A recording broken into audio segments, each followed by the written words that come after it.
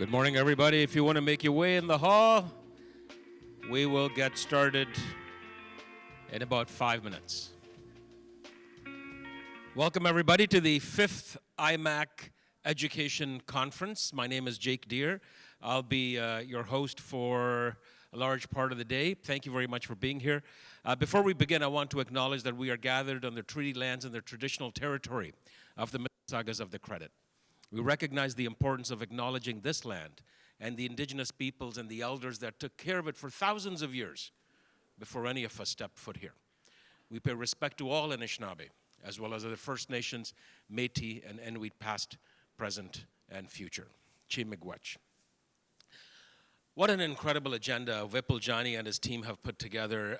When you think about what's happening down south, all the change politically, and then here also with the political climate that is. 2024 was interesting, 2025, and the next few years will be very interesting as well, especially when you look at immigration, you look at education and all that other stuff. So very fitting that today we're gathered with like-minded individuals, some terrific, awesome leaders in the education space and the related fields to talk about, to have the kind of conversations that we're going to have today.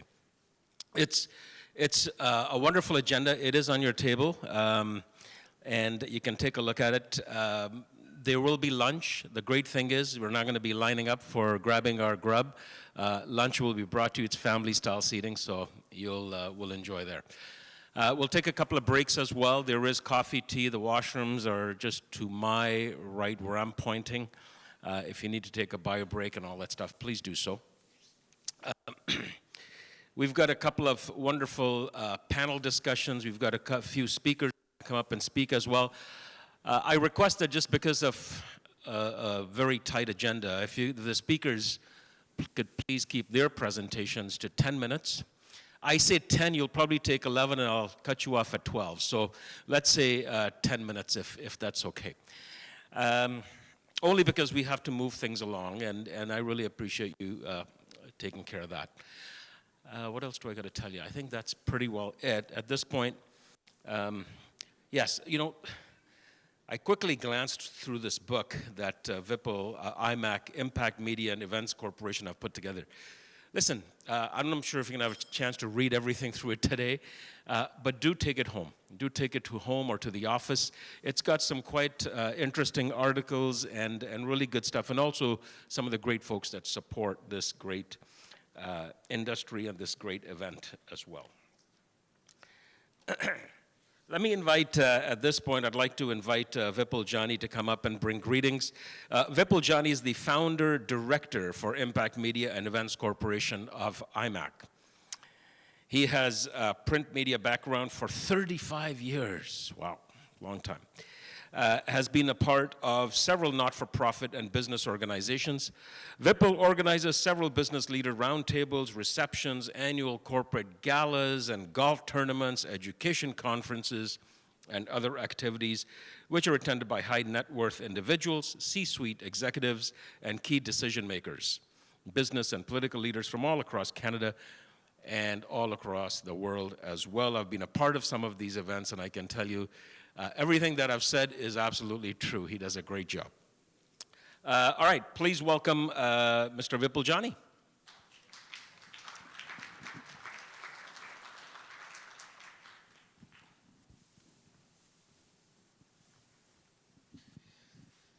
Thank you, Jake. So I didn't know I do so much. Can everybody hear me well? All right, so I will be brief, about 5 to 6 minutes, because I know we have a lot to go through today. Very difficult times for this particular sector.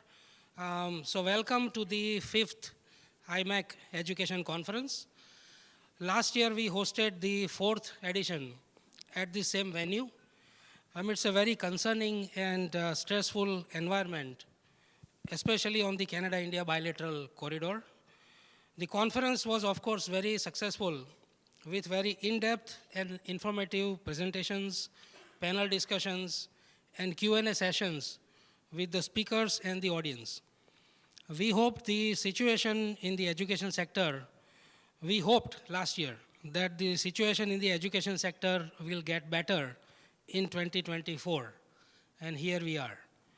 It seems the federal government is living by the idiom, the medicine is worse than the disease. First, they allowed an explosion in the numbers of international students, with many institutions using them as cash cows. I mean, not everybody is to be blamed, but quite a few deserve their fair share of criticism. No one really paused to think if we have sufficient infrastructure to provide them with the housing, jobs, healthcare, and other day-to-day needs. When it became an absolute nightmare, the government is now making major policy changes on the dime, again, not giving any thought to what it will do both to the students and the education institutions that rely upon them. It will be very mild to say there is so much concern and confusion in this sector right now that the amount of uncertainty is literally destroying lives of students and carefully crafted plans of institutions. In the interest of both the students and the educational institutions, it is imperative that we have some adults in charge of this portfolio and not mess this up any further. At the same time, students also need to think if they can afford to come to Canada and not just use this as a front for permanent residency. Educational institutions need to also treat them as more than convenient ATMs and plan for the surge properly. This is our second session for today. The upheavals in this sector affects not just the international students, but also the domestic students equally. With more and more use of technology and artificial intelligence, things are drastically different than what they were a mere 5 years ago. Not everyone is as tech savvy, and how they cope with these two emerging trends in education will impact not just their student life, but the rest of their lives and careers. This will be our first session for today. Talking about careers, we also witness a growing number of professionals losing jobs in their 40s and 50s. It could be the economic slowdown or technological advances or whatever else, but it's a growing reality that many are facing. You have the education in a certain field, have been working in that field for probably 20 plus years, have a mortgage, kids in colleges and universities, and thought life is now a bit settled and steady, and then out of nowhere, you lose that job, and with it, your core identity is gone. For many, it also destroys their self-confidence. How do you get back on your feet and start over again? Reskilling and upskilling is easier said than done. It may involve not just the education or the new skill sets, but emotional support, family support, a long-term vision to make sure it doesn't happen again after another 5 years. This will be our session number 3 today. It is very hard to make professional comebacks again and again. I know I have been there 3 times. These are some of the things we are aiming to talk about in today's education conference. As the sector is probably facing a serious, almost existential crisis, the quantity, number of institutions and participants is less than last year, obviously, for obvious reasons. I mean, last year we had 25 almost, I would say, education institutions and over 200 participants. This year is about 125 and about 10 plus institutions. So no surprises there, I guess. But the quality of these discussions is what matters and what is needed at this time. I hope we all get answers to these concerns today. And hopefully, 2025 will be better than 2024. So, over to you.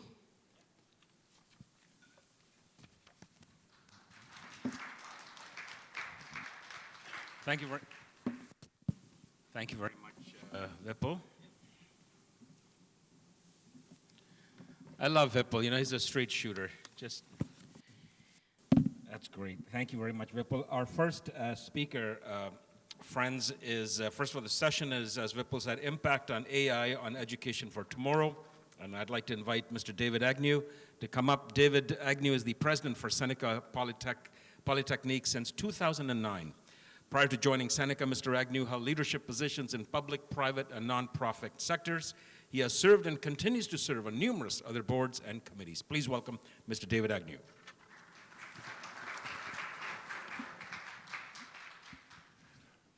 Thank you very much. And I'm actually relieved not to be talking about what Vipul was talking about, which was what's happening in the sector today in terms of changes to the immigration system. The only thing I would say, and we live in a very political time, so I'll try to avoid politics, is we can't let the provincial government off the hook here, because part of the story here is the chronic underfunding of post-secondary education, public post-secondary education in this province. And of course, we've also been living with the tuition cut and freeze for 5 years. So if you want to look to the origins of why so many institutions were so desperate to recruit so many international students, that's the heart of the matter. But today we're going to talk about AI. At least I'm going to talk about AI. Let me frame this with, I am not a technologist. I can only speak for one institution. I'm very humble about this because this is moving so quickly and at a pace that I think is truly revolutionary. I will not make any firm predictions about where it's going, except that the system, I believe, will be unrecognizable in 10 years. So let me start with my presentation, if we could. So this is our AI journey thus far, and I guess part of this lies in our digital strategy. So what we're trying to do is move our institution, underpinned by AI, from this kind of picture to this kind of picture.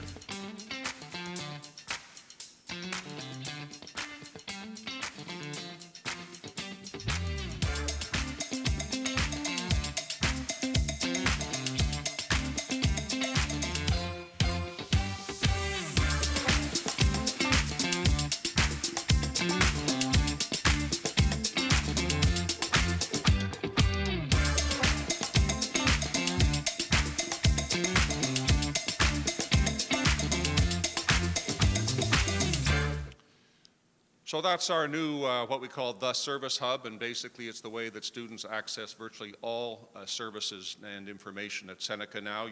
One thing you didn't notice in that video is a piece of paper. We've gotten rid of all of that. It's all been digitized. We started this before really, AI hit the kind of the headlines as the way it did, but certainly now, as I'll explain, we're infusing it. So what is our recent timeline? I say recent because, of course, you all know this. AI has been embedded in your phone for years. It's been used in all sorts of applications. But 2 years ago, this is actually just about the second anniversary of, got the slides up? This is the second anniversary of what I call when AI hit kind of the retail market. It suddenly came out of the programmer's domain, hidden in the back rooms. Yes, we could use it, but only through an application. Now suddenly it was in our hands.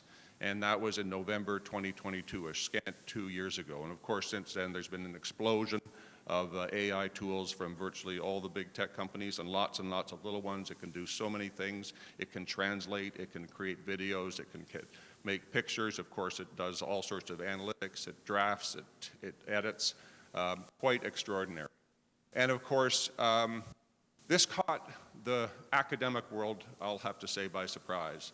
And it was very interesting to see surveys in December of 2022 saying, yes, 75% of students are using it and 10% of faculty even know what you're talking about. And so thus began the big concern about academic integrity. So what we did was very quickly tried to pull together a group of academics and created an academic statement on AI. And basically what we agreed was it was our responsibility to our students, given the pace of change, given even then the ubiquity of AI in the world, it was our responsibility to make sure that our students had a chance to engage with it, use it, understand it as much as possible. Of course, it always comes. It still does come. It will always come with this kind of twin caution. Yes, lots of benefits, but hey, be very, very aware of the pitfalls, whether that's hallucinations, whether that's biases, and so on. So one of the things that, after we put out the statement, was we appointed 2 AI thought leaders. This is probably the best thing that we did. This was plucking 2 faculty from the front lines of teaching, not technology professors. One was an HR in business, the other one was teaching in public administration. And their job is to understand and translate and help our institution, but particularly the faculty, incorporate AI into their world and to be able to use it in an intelligent way, particularly on the assessment front. So we appointed these 2 gentlemen, and they've done amazing work. They've held, this is about a year into the job. They've done tons of workshops with faculty. They've worked with a lot of departments about how we can intelligently and safely use AI. And they're really helping kind of both demystify it and put it into context for our faculty. I will be honest with you. If your idea as a faculty member is that you still stand up for 50 minutes in front of a class and lecture and then go away, you're not going to love AI. We had to be, again, just completely blunt, these are the same faculty who had the hardest time in the pandemic adjusting to a different way of teaching and a different way of engaging with students and a different way of assessing what their students were learning. All those problems continue to exist. But what we're finding now is our faculty, while still concerned about academic integrity, fancy word for cheating, they're still concerned about that, but they're really starting to use AI in some very interesting ways, whether that's, of course, in a ton of simulations. We have a marketing professor who uses it and asks his students to use it. Test your marketing concept against a whole bunch of different audiences because you can ask an AI tool to adopt a persona. So it, become this nuclear family who's shopping for cereal. Become this senior citizen on a fixed income, and it will critique your marketing plan from all those different perspectives. You don't have to go get a focus group anymore. One of our professors in a professional selling class, we have this amazing technology, which I'll show you in a minute. It's not ours, but we helped develop it in our incubator, that will simulate, using avatars, simulates interviews and simulates a reaction to a presentation as an audience. And will critique you not just on substance, but on style. And so in this professional selling course, the capstone project, the final assignment you have is to make a pitch to a company for a commercial product. And so in the old days, the professor would say, they got one shot at it. Here, using this tool, they get lots of practice. And so this scatter diagram is basically saying, the more you practice with this tool before you give your final capstone presentation, the higher your mark. It's a great tool for our students. We also are in a very strong relationship, collaboration with Microsoft. They're helping us out on all sorts of stuff. They're using us actually as an example and sending all sorts of post-secondary institutions our way. So the AI policy was broadened. It went from just being something that was for the academics to something that was for the entire institution. And so, of course, we make this generalized statement about using technology, including artificial intelligence. And again, as you always do in these statements, you want to make sure that people understand you're going to be doing it safely, legally, ethically. But we do want to extend our use of AI not just to the academic field, but of course throughout our operations. So what we did, and also as we adopted that policy in March of this year, we also made Copilot, which is the Microsoft AI tool available to all of our students and all of our faculty to use. AI Tutor is an amazing product that we built, and basically there are lots of versions of this. We're very proud of the one we built because what it does is allows you, so one of the problems with AI is if there are open borders, it can take the data you put into it or the question you put in it and learn and take it out to the world. What you do smartly, like you do with Copilot Microsoft, and you can do this with other tools as well, it's in your walled garden. This is in the walled garden. So what we do is we feed all the course material It's going to be very hard for you to see. We feed all the course material into the AI tutor, and then it can generate quizzes. It can respond to interrogations. So this sustainability course, what is sustainability? The previous slide was give me a quiz on this week's lesson so I could start to practice and start to understand. AI tutors are available 24/7. They don't take holidays, they don't get sick. They're available all the time for students. We have a lot of students who have English as a second language. We have a lot of students who are introverts who are a bit shy. They don't want to put their hand up in class and ask a question and maybe people will think they're dumb. This is a way of doing all that kind of work in the privacy of your own home on your schedule. I'm going to show you now this tool that we used in the professional selling course, but we're also using it now for thousands of our students getting ready to go into the workplace. So this is, it's a company called InStage, and what it does is, in this particular instance, you feed the job ad in, you feed your cover letter in, you feed your resume in, it will create an avatar, and by the way, you can ask that avatar to be a nice avatar or a mean avatar, and it will then generate an interview with you based on the job description, your cover letter, and your resume. It'll then critique you, so you'll have a dialogue with this avatar, and then it will critique you. In this case, Nina wants to give you the job, but it tells you what went well and what didn't go so well, and both, again, from a content point of view and from a substance point of view.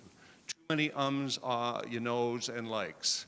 You were a little weak on this answer on that programming question. It's an amazing tool, and again, thousands of our students are using it. It can be used in this context. It can also be used in presentations, so critique those. We then put a Gen AI tool into the, basically the tools that our customer service, our student support people use, so they're able to generate a response to a question that they don't even know the answer to, but our knowledge base does, so we're using it there. And we call our chatbot Sam after our mascot, Sammy the Sting, and it's now in that tool as well, and it's now learning. It's not just what you fed into it, it's now capable of learning. So one of the examples I like to say is that we have a theater program, but we don't call it theater, we don't call it drama. And all the old chatbots and systems we had, search engines, were very frustrating because you put it in and say, do you have a drama program? No, we don't. Do you have a theater program? No, we don't. This one's learned that, oh, drama and acting for camera and voice are essentially the same kind of thing. So now it points you towards that. So part of it, our strategy is obviously we've embraced AI. We want to equip our students with mastery. We had a great meeting last night with about 200 of our employers, asking them how they're using AI in their worlds. One statistic, 75% of knowledge workers say that they're using AI at the workplace. A whole bunch of them not using the AI tool that their employer has given them, but in fact the one that they're comfortable with. So this is ubiquitous. We have, years ago, and this is just an example of how AI wasn't invented 2 years ago by ChatGPT. We have an honors Bachelor of Software Engineering. It's entirely based on AI. We have a graduate certificate on by the PWP eligible list, this graduate certificate in artificial intelligence. We have a whole research center that is helping small and medium-sized businesses use AI in their businesses, whether that's in customer service, data analytics, a whole bunch of applications. And then very proud that our first master's degree we put in the application, because we've just been given the right to offer master's degrees in Ontario, will be in AI. So where is this going? Perhaps your guess is as good as mine, but I would just say to the post-secondary institutions in the room and to the employers in the room, we understand this is our obligation to equip our students with as much as a mastery of this as possible, whether they're studying something that's completely non-technical or something deeply technical. This is a tool that they will be using in their work lives and their personal lives. In fact, let me tell you a secret, they already are, and we're catching up. So with that, thank you very much, and I'll pass it on to my co-presenter.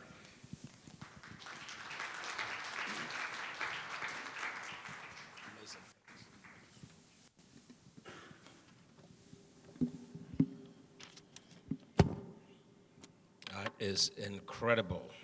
Incredible. Thank you. David, I think these are yours. Yeah. Thank you, sir. We'll get Mr. Agnew back up here to be part of the panel discussion. But before we do that, I'd like to invite our next presenter, that is Anand Karat. He is an engineer, entrepreneur, president, and CEO of Veretta, a multi-award-winning ed tech company that is instrumental in transforming the learning and assessment experiences in numerous jurisdictions around the world. He collaborates with ministries, examination institutions, and support the transformation to modernized, large-scale e-assessment and learning solutions. Please welcome Mr. Anand Karat, who's right here.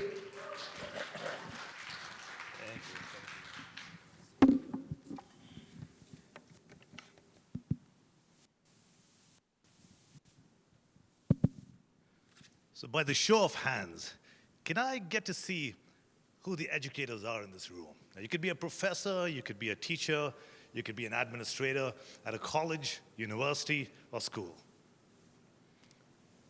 That's a pretty solid room. So, ladies and gentlemen, let me introduce you to Malcolm. Malcolm recently graduated from an education program, a very prestigious one.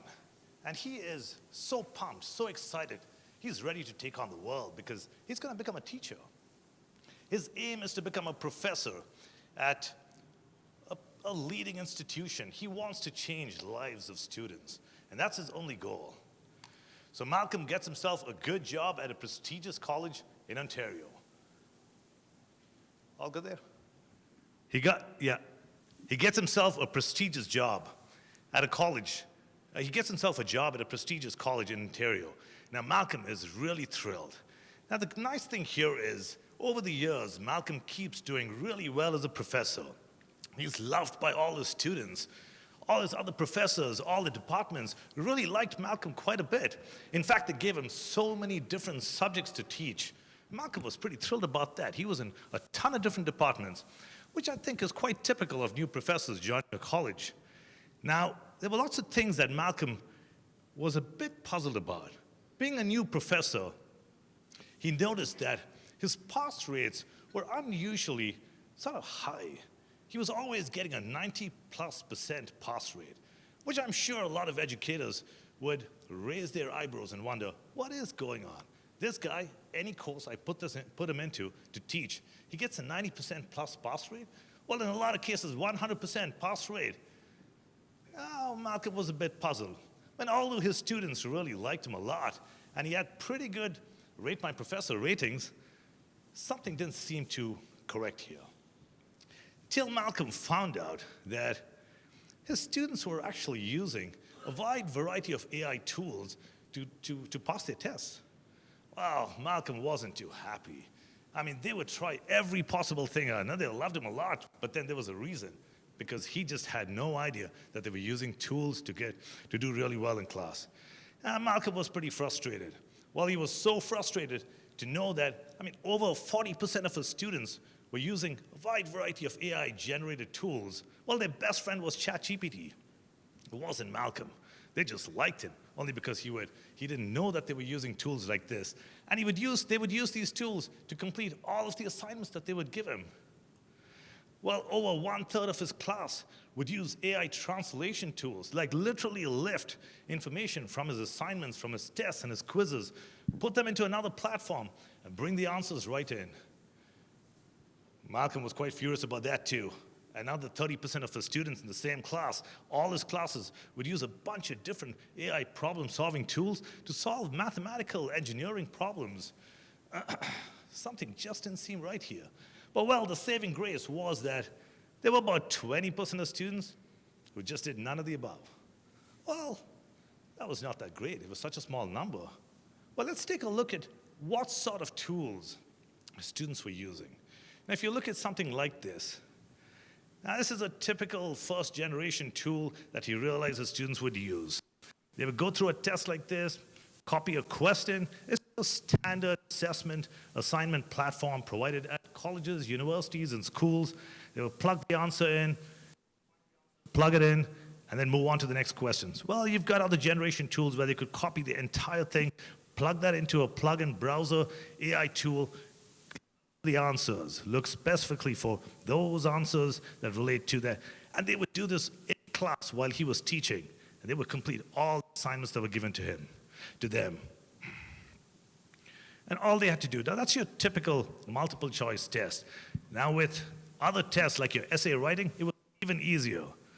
But look at what was going on here. Now in addition to that, well, this is a situation where they were doing simple multiple choice tests like this, pretty complex questions, but they were getting this in a pretty record-breaking time. He tried to up the ante. He gave them some complex questions like that, didn't matter. They would screen capture that, not even paste that into the tool and get the precise answer for it, plug it back in there. Now that's your standard system that's being used right across. Another screenshot, super simple. Well, these are first, second generation tools. And then it went further where they didn't really have to copy paste, nothing at all. They would have to click a button right there on that particular thing, get the answer, and be done with it. Pretty phenomenal. That's all they had to do in class. And get what kind of marks? Talking about in a minute, finish a full assignment and get a perfect score. Well, clearly he was loved by a lot of his students because he didn't know what was going on. Well, this completely alarmed Malcolm. Now let's look at another situation where Malcolm looked to see these AI tools that his students were using would complete an entire test. For example, if they were doing an electrical examination test, they'll plug in their name into it, open it, even before clicking on every question, the tool would complete the entire test for them. So he had nothing to do on this test, zero. All they had to do was just open the test. And of course, click on submit. That was just one button they clicked. Well, about 13 seconds to complete that. Said, all right, let's take a look at another test. Well, he looked at the nursing exam test. However complex the question was, didn't matter. 10 seconds, 9 seconds, 12 seconds to finish the entire thing and get a perfect score. A legal test. Well, this is what was going on. Well, Malcolm wasn't too happy about this. I'm sure it's not too exciting to know that kids can actually go through something like this. In a period of 5 minutes, they can get all the certifications that you give them, in class, at home, wherever. Well, that was Malcolm's state by the end of this.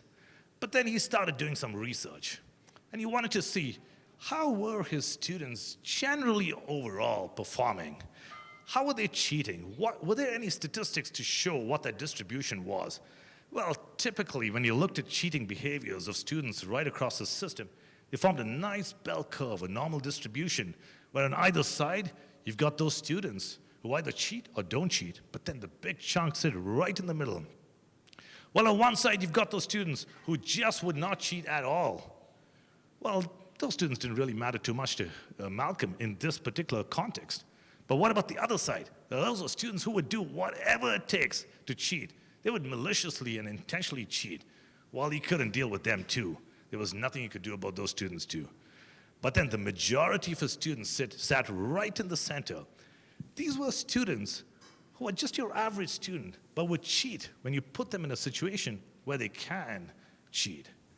It's quite strange. And he said, well, I've got to do something about this. Now I've got to change the environment, the situation here. Now Malcolm's a really smart professor. I started by telling you that. Well, he said, I'm going to use AI tools to see if I can help identify how to counter these AI tools that my students are using. So Malcolm implemented, to start with, a solid lockdown browser for all his assignments and tests. So every time he would give a test, he would ensure that his students would download the lockdown browser, and he felt so proud about this, because they couldn't navigate out of that system at all. They were stuck there. They could not download an application onto their browser. Malcolm was certainly evolving to truly become a good professor, a professor who was a policeman. Well, in addition to that, he had a bunch of kids who would go home and do all their tests and exams. So he said, you know what I'm going to do? I want to make sure that these kids go home and switch on their machines, switch on a system where I could watch them work. My system, my AI tool could analyze their behavior, watch their eye movements, and flag if they were doing anything incorrect here. If there was any sort of academic dishonesty going on, he would be alerted right away. he was certainly progressing well, and he could capture all these edge cases where his students were cheating. And then, of course, post-test, he would use a bunch of different plagiarism tools to identify those students that had ChatGPT as their best friend out there. And he would catch them and let them know that precisely this was the problem. He knew who was cheating in class. And finally, to wrap up the whole thing, Malcolm built in a collusion detection system into his platform, into an assignment platform, where he would track and analyze, as in his system, would track and analyze the time that students spent to complete a test. Now, if they took 10 seconds, 13 seconds, 15 seconds, he would know exactly that that student cheated. Well, it was not just about using that time. He would track their keystrokes on the platform, copy, paste, a bunch of different keystrokes, compare them with your typical keystrokes for those examinations, and then flag those cases. And also look at the log data, the underlying data that was generated from the system. It could be a multiple choice question, it could be an essay type of question, an open-ended question, it didn't matter. And he also fed in a lot of information from his other faculties across the board into the system, so the system, the AI system, could learn and understand and benchmark the types of tests against what the normal pattern is historically that that particular college had faced. Well, Malcolm's rate my professor was certainly dropping, but nevertheless, he was doing quite well. He was staying up to the bar that the college had set for him. But there was a problem. Malcolm's students are quite creative. They always found a workaround. Poor little Malcolm was stuck. He was like, man, he did so much over here. He built in technologies, AI versus AI, all that great talk. But his kids were still finding a workaround. Oh, we have a problem here. But this doesn't end, and it's got to end.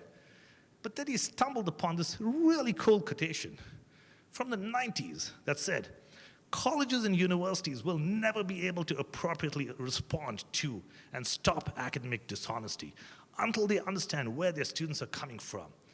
That is what truly motivates students to cheat. So folks, we're in this academic integrity arms race constantly.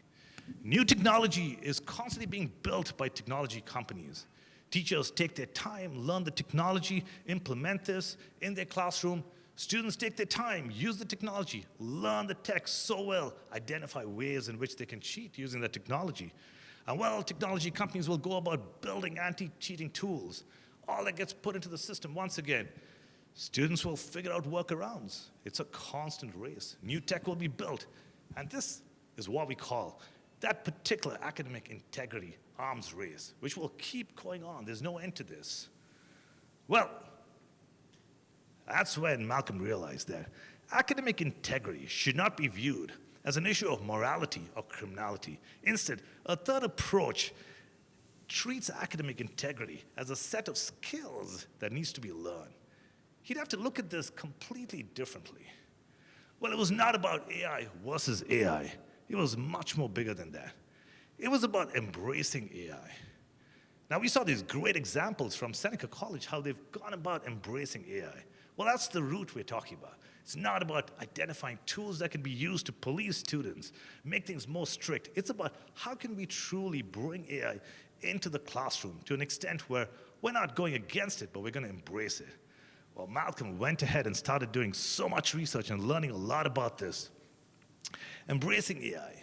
Well, he looked to see how he could leverage various modalities of being able to implement AI within the classroom. It's about identifying ways in which you can test students in formats that they can truly express themselves. It doesn't have to be a rigid system at all. Things have completely changed now.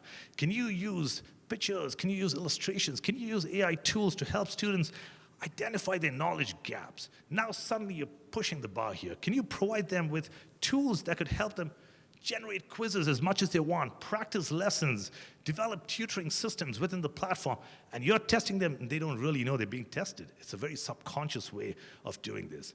It's a personalized learning approach.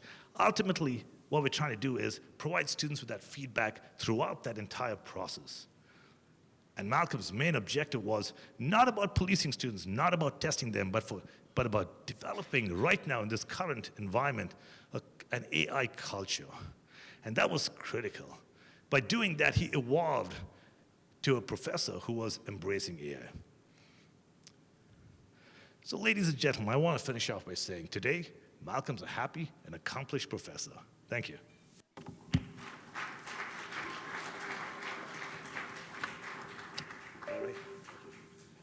Thanks very much, Malcolm. I mean, Anand. Actually, don't go far. I need you. I need you back here. Yeah, you're going to be part of the panel discussion. Mr. Agnew, if I can invite David Agnew as well. And Vipul, if I can invite you to moderate this session. Wow, very, very interesting stuff. You know, I'm in the media space, so we've been thinking about AI, and you talk about plagiarism and so on, and it's one of the things that we have to put in our policy as well, because it's very easy to, you know, go on ChatGPT or go on Google and just do all the translations, use AI to write your scripts and stuff. But that emotion, the human element in that storytelling sometimes gets lost. So, but very, very interesting stuff. Vipul, if you want to come up, and again, the panel discussion will be moderated by Vipul Jani.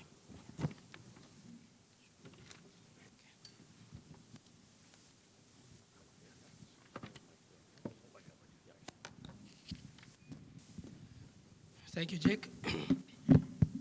So first of all, both our speakers earn full marks for keeping your presentations within the time limit without the use of AI. So as far as the panel is concerned, I will be asking 2 questions to each speaker, and then there'll be one common question for both of you that you can address. So I will start with you, Mr. Agnew. Whatever we know about AI today, there's a lot more that we don't know. Should we be concerned or excited? So I think a little bit of both. I actually had the pleasure of listening to Jeffrey Hinton on Monday. He spoke to the big Colleges Ontario Higher Education Conference. This is, of course, the man who's called the godfather of AI. He just won the Nobel Prize in Physics.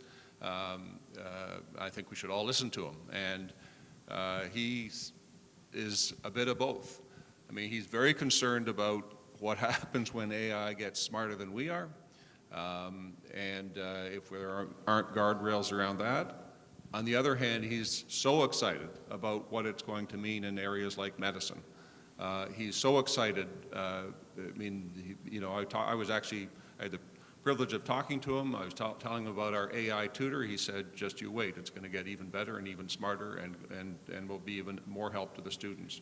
So there's all these areas of potential, but if we know this, and it was interesting, an example from last night when we had our employers in talking about AI, and somebody from we have an advanced investigations world, and he was saying basically the bad guys are ahead of us in using AI when it comes to criminals. And that is the real risk to us, is that the bad guys, and I'll let everyone define themselves who the bad guys are, but I think, as we know, there are certain global tensions where we would not want to see some of these extraordinarily powerful forces in the wrong hands doing the wrong things. So we have to, as much as we've embraced it, we've tried to keep our eyes wide open. Okay. So the next question is for you, Anand. As the title of your presentation was AI versus AI, so can AI be used to tackle the challenges posed by AI? Well, it all depends on what you're looking for. Like in Malcolm's situation, he was certainly using AI to tackle AI. He was reaching his objective, but it was truly short term. And it all depends on where you want to take it. So you can use it if you're looking for short-term objectives, especially in academic integrity, but things have evolved so much. And as I was mentioning, it's just about making sure you use AI, but not to truly tackle AI. So that's what I did in my presentation, where I just spun it right around saying, well, folks, I don't think we should be looking at this as using AI to counter students from using AI to pass and cheat. Well, you've got to join the race. Well, I want to take you back to those beautiful times when in the 70s and 80s where calculators became a thing, Well, this talk goes on even today. Should calculators be used? Should it not be used in exams and tests? It's a discussion, it's a debate at almost every conference we go for, at least up to, say, 3 years ago. Well, not right now, it's AI, that's the talk. But think about that time when calculators came out. Well, was it teachers were worried? They said, this thing is going to ruin our education system. Well, it did not at all. It, in fact, helped students not to focus on doing manual work, but it got teachers to focus on making sure they test them on logical aspects, critical thinking. They had to change their testing methodology altogether, to an extent where they had to say, don't do the math, use a calculator, but I'm testing you on something else. Think about the real world scenario. Now you walk into a college, open a textbook, open a resource, you see that the questions are all real world scenario questions. They're not testing them on how to add and multiply and subtract. Well, numeracy is a given, you have to know that. But let your calculator do that job. And then the spreadsheets came, and then it became another situation where it was all about, wow, how do we let kids use spreadsheets? What are they gonna do? They're gonna lose their power of being able to think. A serious problem.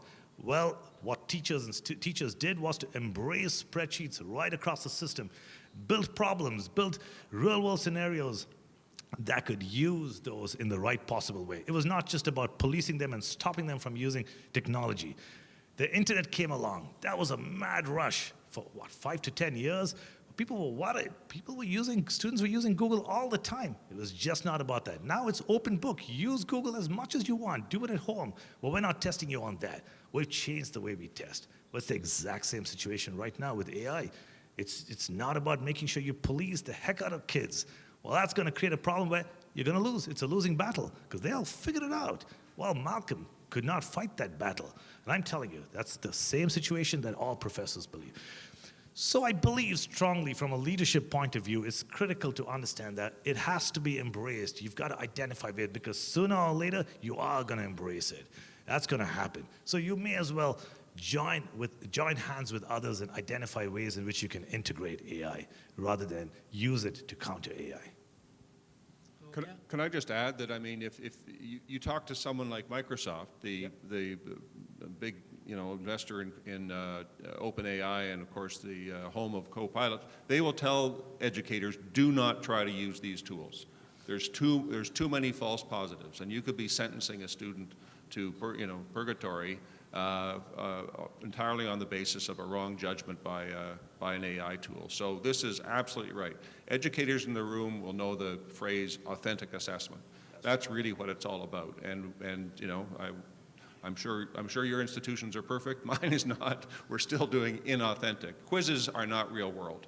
I don't know how many working people here for the last 10 years have done a quiz at work, but it just doesn't work that way. You don't sit down and write an essay at work. We've got to be testing them and testing their knowledge in real world situations as much as possible. Absolutely right, Anand. Sure. So when I was in school, feels like almost 200 years ago, we were not allowed to use even a calculator. An open book test would feel like being in heaven, So now talking about everything that the students can use for their exams, I mean, it's certainly some other level. Anyway, so the next question for you. Although you touched base upon it a little bit in your presentation, how challenging AI is and will be for the faculty? I mean, the teachers will also now be more or less students, learning AI. So how will they cope now? It's almost like students teaching students, in one way. And will the teaching jobs also be affected sooner or later? Yeah, no, it's a great question. I mean, I'd almost use the bell curve that Anand used in terms of how faculty feel about it. There's a hardcore resistance to it. There are people who have absolutely leapt in on both feet and saying this is the greatest thing since sliced bread. And there's a whole bunch of people in the middle saying, I need to know more, and I need to know what this means, and I need to know both how I can use it and how I can understand how my students should be using it. So, it's interesting because there's a bit of hypocrisy occasionally where we're telling our faculty, well, it's built into our learning management system. You can create quizzes, you can create course outlines and everything else. Then we're going to the students, don't use these tools. Well, we're using them. they can use them too. So we have to, we have to figure that out in a mature way. Look, I think it's a whole bunch of help and support, and that's what we're trying to do through our teaching and learning centers. That's why we decided to, rather than have our IT department handle this, we'd go to the frontline faculty, somebody who, when sitting down with a group of faculty to talk about how you use AI in your program, they would feel that as an authentic conversation as opposed to somebody who hadn't walked a mile in their shoes. I mean, what's really interesting is on their own, a whole bunch of faculty are saying, okay, you can't beat them, join them, and are really trying to figure out. We have one of the bastions one would think of resistance would be the English and Liberal Studies, because of course, the essay, certainly the take-home essay, is mortally threatened by AI. Yet we have one of our professors who's decided that they're going to create a whole course on prompting AI. So you have some great pockets of true innovation amongst faculty you didn't expect it. But I'm not going to pretend it's not a challenge for some. Okay. So next question for you. First, as you mentioned, kids or students could just Google the answer. Then came ChatGPT. Now you have Malcolm. We are expecting even more further advanced AI in the days to come. Where will that leave the problem solving or the analytical skills of future students to solve anything on their own or be over dependent on technology to do everything for them? Yeah, well, it's a very interesting question. It keeps coming up quite a few times, because ultimately, you start by looking at the job market. What all we're doing here as educators, we're technology builders for educators. That's what we do. We as educators, we're all out here. We've got a clear goal. We're making kids ready for the world, ready for the industry. Can they go there and truly contribute to making a change in this world? Now, when you look at the industry itself, say our company or companies out there, we're implementing AI in every possible way. I mean, it's just unbelievable. Whether it's Copilot, whether it's Gemini, or whatever it is, in every possible way, we're looking out there to such an extent that suddenly we start thinking to ourselves, there could come a time where today we're an engineering company, but for us, programmers are so important. We've got to hire the top-notch programmers. But tomorrow, will programmers really be required to program? Or will they be required to use AI tools that can help them program well, but they will know how to work with these AI tools and tell them precisely what they're looking for. So they don't have to really code, but they can get exactly what they want from an AI tool. Well, those programmers will be truly the world's best programmers out there. They can do whatever it is because they know the business application really well. Like our current programmers who are valued so much, and our company is filled with software developers and engineers and data scientists. Their role is going to evolve significantly with AI. So if they don't keep up, they're going to lose out. Well, this all stems back into what do we teach our students? Well, then the whole thing that we teach is, we're not looking to teach them programming languages. That demand is going to keep reducing because now we're going to teach them how to work with tools that can program like no human has ever programmed before. Well, that's what we're looking for. So we can get to market faster. We can change the world at a much faster pace. We don't have to wait for thousands of programmers to build a platform that can do this. This can be done overnight to that extent because you have machines that can do that work. But now kids have got to evolve into something else. Colleges and universities will have to train them to do something else and not become programmers or better programmers of tomorrow's day and age. AI will take that. But AI will still be controlled by humans, but it's about which human can control them the best. So we're looking for kids who can do that kind of work. And that's what we're doing in our company too. We're training our programmers not to program. We don't want them to code. If you're coding, well, there's a problem. You just spend a week sitting and programming this little feature. Couldn't you find a tool that could do the job for you and do it in 2 hours? Well, that's the question that our engineering managers ask our employees today, constantly. So we're driving the bar that way. So looking back, the evolution of what will be taught to students, the evolution of courses, will have AI integrated so much into it because that's where the industry is moving today.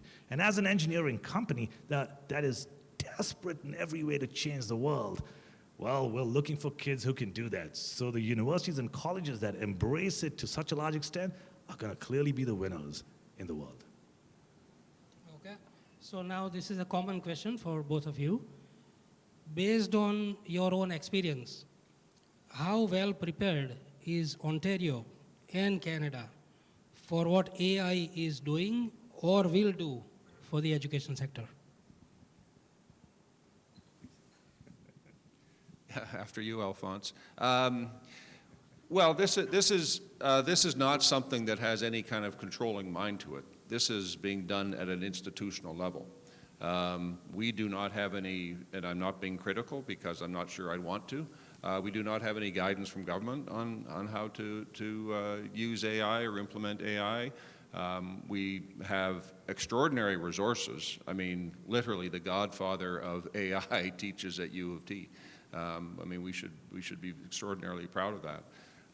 But listen, I think we have a problem in the private sector that parallels the problem with the productivity challenge. We're not fast enough to adopt this stuff. I mean, there are some great firms that are right on the bleeding edge and get it, and I think there's a whole bunch, and I heard some of this last night that, well, we're holding back, we're waiting to see how this, don't hold back. Leap in. I mean, be the human in the room, as Ethan Mollick would say, but you have to use it, and you have to keep using it, and you have to get better at using it. You have to attempt mastery. And if you don't do that, you will be left in the dust. Okay, well said. Yeah. Well, the beauty of Canada culturally is that we're very careful about everything that we do, and which is what truly puts us in a position where we're not going to get burnt too bad, because Canada historically has always been very cautious. We do things in a way that doesn't destroy our economy, doesn't destroy the jobs that we have, but we certainly progress because we're a highly developed country, and when it comes to technology, when it comes to innovation, we're right there on top of the world. Everybody knows. You've got big companies that come out of Canada. You've got the brains that come out of Canada, potentially who would move to other countries like the States, like Silicon Valley, and build great businesses. But Canada is careful. Now, the reason why I say this is because we work largely with governments across the country. In fact, we're proud to say that every government, as in Ministry of Education, provincially or territory, that has wanted to modernize their educational solutions, as in technically, is working with us. So we work with 8 provinces and territories, and we fully modernize their solutions. Now, they are cautious. They want to implement AI right across the system. They want to provide it to their students. They want to modernize. So they've put together AI task forces across the whole system, and quite rapidly. And we were surprised at the speed they've put these people together, because they're worried if they put something out there, if there's backlash from parents, that would put them in a very bad position politically. So they've got to do it carefully. Regulations need to be in place. People should not abuse the system. Students should not be exposed to incorrect ways of using technology. Everyone needs to be handheld at that age. So we work with kids from the time they're 6 years old with technology. So we teach them how to use technology through governments, right up to post-secondary. But it's regulated and it's done really well. But clearly, everyone's doing it across the country. I mean, at least from a provincial government's point of view, 8 of them are doing it because they've got the infrastructure, they've got the funding to make it happen. But everybody wants to do it. Now, coming to ministries of education, ministries of training, colleges, universities, and to universities and colleges themselves, this is on the agenda for every single college. So things are moving forward quite well at a good extent, and we see it.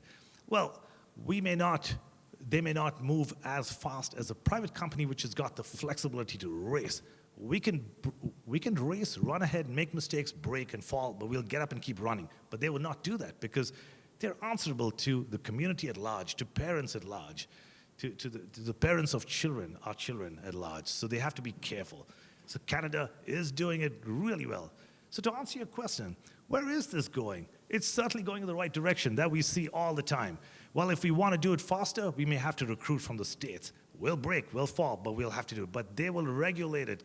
Canadian governments, colleges and universities will regulate the way something is introduced. They'll be careful that we're not going to introduce something that just runs a search and supports children and potentially makes a mistake, because people have struggled. Like there's been I think it was one of these generative AI tools that gave an incorrect prompt, continuous incorrect prompt to a student who killed himself.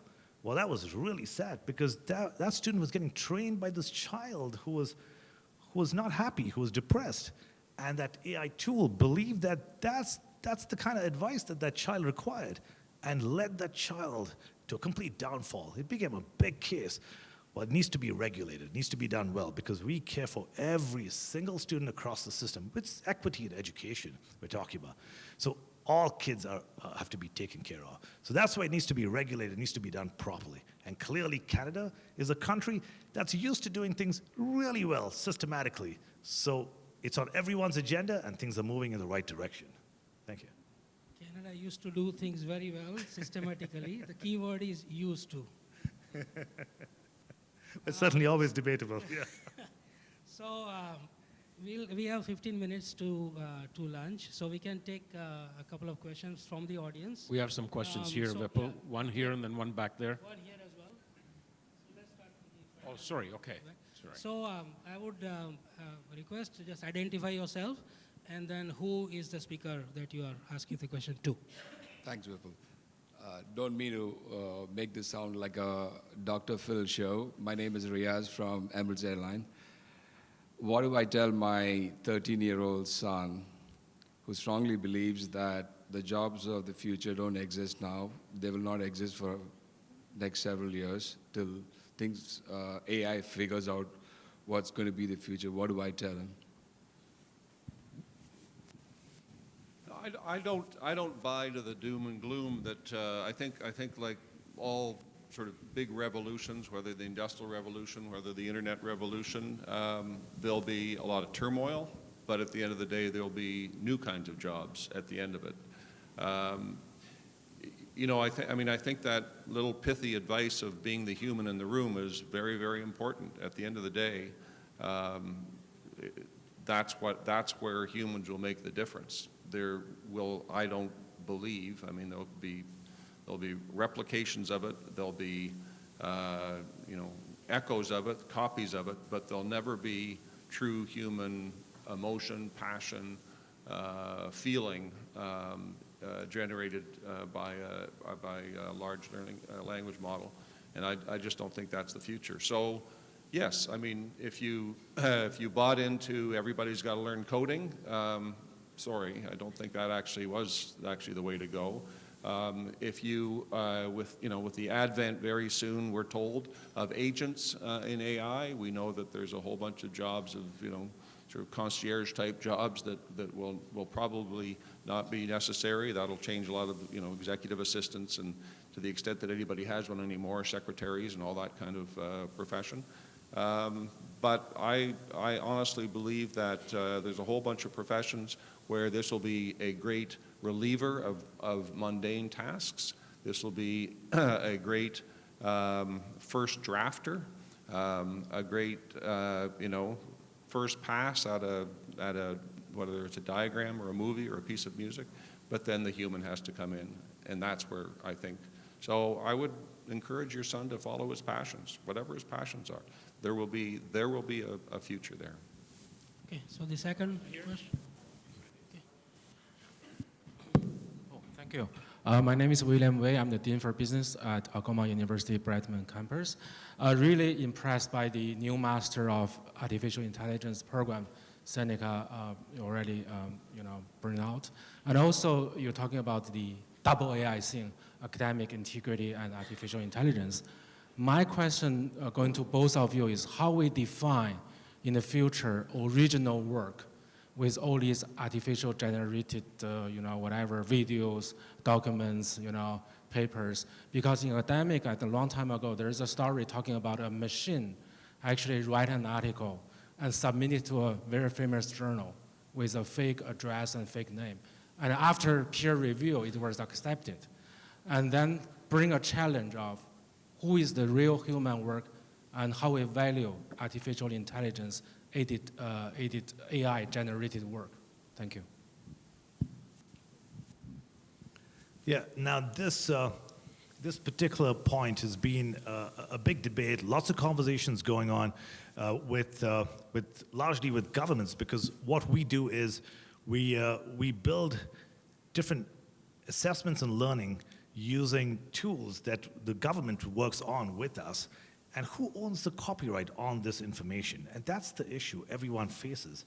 Like if you write a book today and you use a generative AI tool, does it belong to you? Are you the author of it? Because you led them to write what you wanted to write. But who is the author? Well, this is being debated and right up to lawsuits right across, because all that is coming from somewhere. It's being fed. And if you're looking at, say, OpenAI, you're looking at Copilot, you're looking at anything out there, well, it's all coming from somewhere. And you cannot, the bottom line is it's difficult to claim ownership on that. So in our case, internally and with right across the country, governments we work with, there's absolutely no ownership on anything that comes out from a generative AI that's open. Well, if it's a closed AI system like what we've built, working with specific governments, it's a different story altogether. They feed that information in, which means they own it. Now, if they want to write something from that, they continue owning it. There's no problem. They've used the tool, the LLM off that tool to help them write what they're looking for, but they continue owning the copyright on that. But if they're using something open, well, like any open tool, you don't own the copyright on that at all. So you can't stick your name on that. You can say you contributed to building something. That's all you can do. So then you finally will land up with people who are the true writers and the not writers, the people who just don't know how to write at all because they've been using AI tools all their lives. But you don't want to lose that skill. It's a beautiful skill to have. Well, it's all about how you bring that and integrate that into your coaching at the university or the college or the academic institution in such a way that students still retain that skill but use the tool also. But the copyrights are quite clear across the country. And it's not yet regulated, but that would be regulated in this direction because everyone's following that process right now. You don't own the copyright on it? Absolutely. That's how it is. Because there are lawsuits floating around the place. A simple Google will show you all that information about the mega lawsuits that are out there where people have claimed ownership on this information, which is not theirs. Sure. So we have 10 minutes. So I have one question from there, and then I think there's one more on the Edward Jones table. Thank you, Anand and David, for the wonderful presentation that both of you made it. My name is Dinesh Sharma. I represent Brilliant Minds Group. I'm going to add on to what you just said by one real example and one statement. So the real example is, when this whole thing started at open book system, I was new to Canada. First exam, they said open book. I opened the book, wrote all the answers, and I got 0. Why? I asked teacher, you said open book exam, and I used open book and you're giving me 0? They said, yes, open book exam means you read through the book, but you interpret it in your own wordings, that exam, so you still retain that skill of translating or sharing your words. So what I'm trying to say is, yes, artificial intelligence is here, but we need to use it intelligently. Take this as a resource, not use it blindly, says whatever artificial intelligence will say, we'll use that too. That's the first part to what you said, Anand, and David, to your question. I'm an HR guy by profession, and in HR, there are 4 stages of change management, which is no, total, not me, not today, and the last is tell me more. So we need to take our community, our industry, from a no to tell me more stage. The earlier we can do that, the better, because yes, it is a tool to help us, guide us, support us. That's all I wanted to share. Thank you. Well, you've reinforced the importance of what some people call them soft skills. At Seneca, we call them human skills. And we're trying to embed them in all of our courses. So it's that critical thinking, it's that problem solving, it's that communication skill. That's all going to be very, very, very important. And we do have to rethink some of these things. That's the truth, right? I mean, we love AI, and robotics, when it can go seamlessly into a patient and, replace their lung without the intervention of a human being, and we think that's a marvel, and we think that's great. We don't say, well, that's terrible, that's inauthentic, where's the human? So we do have to rethink these things about what we claim as human and what we realize that we're working with technology and tools to accomplish in a way that we could not before, and in many, many ways better. David, Anand, thank you so much for the presentation. As a huge fan of the Terminator ethos, I love the caution that you're talking about in terms of AI. I wanted to give you a little perspective. Now, I feel like I have a little bit of a unique window into education because I did half my education in India and then the latter half in Canada. And in India, it's all about knowledge regurgitation. If you can read a book, you can gather information and then spit it out again, you mark well. In Canada, what I found was it was a big shift towards understanding. Open book, the concept is open book, but it's not, like read what's written in the book and write it down again. It's apply your understanding and then answer the question. I think with the advent of AI, I do see a little bit of a shift towards application, right? And I think now this is a question actually open to all of the educators as well. Is that messaging being given to the students that, if it's simply being done that you're copying questions, putting them in the system and it's spitting out the answer, think about what that means for your future. If it's that easily done by a computer, why are you wasting your time and money? But as you've both mentioned, that if you can create some sort of application to your own skills, your own unique skills that you'd be able to carry on in that form, then how does that lead to your future? So is that messaging, do you find that messaging's been shared as often as it should? I would honestly say probably not, because I think, again, just being perfectly candid, I think some of our faculty are still working through the implications of that. I mean, this is not, talk about basic change management, you have a lot of resistors. People who don't want to know that or want to acknowledge that things are changing and they're changing very rapidly. And, I mean, we are cautious as a country, and I don't think that always, frankly, serves us well. And I think in an area like this where it's moving so quickly, I think it is hurting us. But I think that's, I mean, to the point of, where do you go for a career? Where do you look for a prosperous future? Where can you add value is the essential question. And it's not in the kind of work that we can see AI doing so much better and faster and cheaper and all those kinds of things than human beings. I'm trying to think, what am I? I'm not a technologist, I'm not an economist, but I do believe that we are entering a very tumultuous period where we're going to see an awful lot of disruption in jobs and redefinition of work. But at the end of the day, I don't think we're into either some kind of Valhalla where we're all letting the machines do our work, or some kind of dystopian future where, what was it called, something net, is controlling our future. I honestly don't think it's. I think it's right between those two things.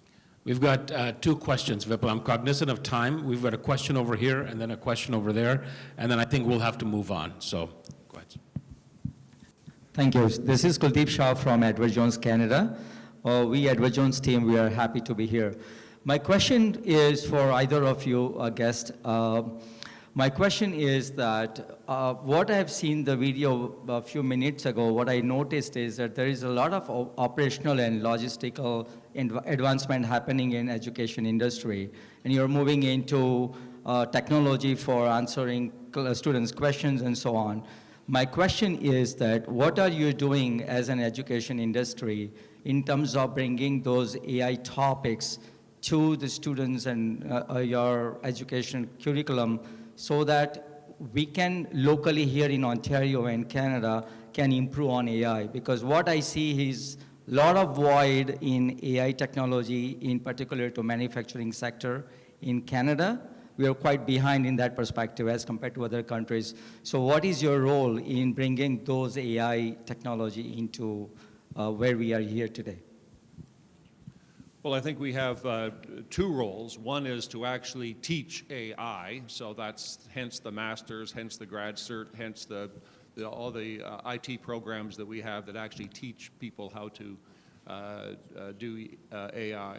But we have another approach, which is to try to integrate AI into literally every program, to try to expose our students to AI in the context of the career that they are seeking, so that they understand how it's going to affect the work that they do once they graduate. And it's also trying to prepare them, because most of our programs, of course, have some kind of work integrated learning, so it's experiential learning, a co-op, an internship, a placement. We're also trying to prepare them before they go into the workplace to understand this is what you're likely to see. Again, our students are not strangers to AI. They are using it more than we know. They're using it sometimes in a very unregulated way. They're not necessarily using the co-pilot that we provide them. So it's more kind of harnessing and directing as opposed to introducing them to this thing called AI. They're there already. That is more of a problem, that's a strong word. That's more of a challenge with some of our faculty, is to make sure that they're actually incorporating AI into the way that they're teaching, the way they're preparing their lessons, the way they're, again, doing authentic assessments for their students, and so on. Sorry, I just want to mention, I don't need a mic. The reason I ask this question is because many times I see that people are working in AI, but they are going into restaurants and working in the restaurants. So my question was to really put them into right place. Well, I'm not sure the question. We can't provide the jobs. We can provide the skilled people. The private industry and the entrepreneurs in the room have to create those. We also try to teach our students entrepreneurial skills and expose them to entrepreneurial opportunities, so they won't necessarily end up working at a Starbucks when they just studied AI for 4 years. I don't think that's actually happening. I think our grad employment rate, especially in the IT sector, is excellent. And there's one more aspect over here.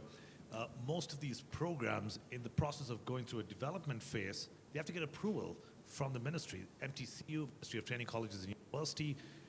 In that process, they have to have a committee that has industry experts on that committee to review the program, provide feedback, make sure that it's aligned to industry requirements.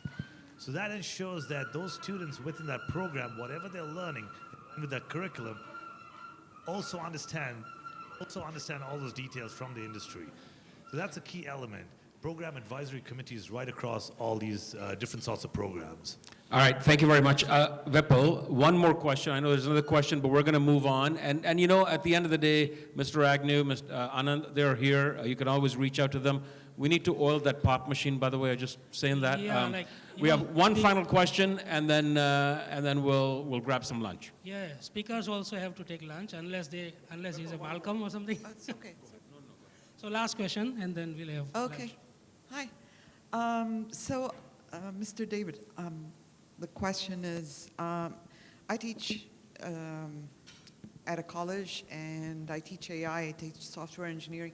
I can see where the software engineer new job is transforming.